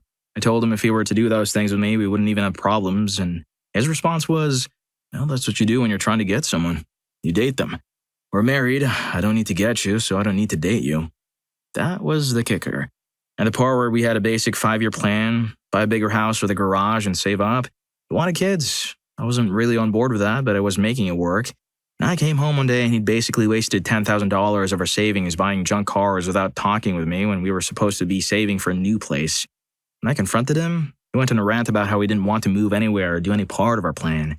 He's the one who wanted a garage and more space, and he wanted kids but didn't want to raise kids with me.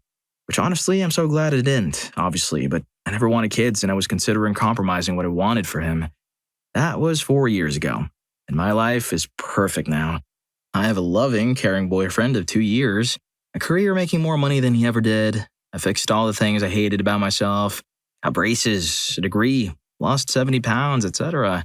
And happy to report 4 weeks post-hysterectomy, so I don't ever have to worry about compromising my child-free life ever again. Story 40. I was always complaining about him to my friends and considered that normal. Eventually, a friend of mine told me, "You're only 21, you don't have to settle." Those words flipped a switch in me. Realized I was settling for this guy. I didn't even love him anymore. I was basically ready to break up with him, but was willing to talk before I drove 12 hours away to see family in a couple days. He blew me off to play a card game with his friends 2 days in a row. I decided then and there I didn't want to talk about it and I was over the relationship. This was probably 4 to 5 years ago. From what I heard, he still hates me, but is living his best life. I think we were both settling for each other. Well, if you like these stories, here's more. YouTube thinks you're going to love this. Catch you in that video.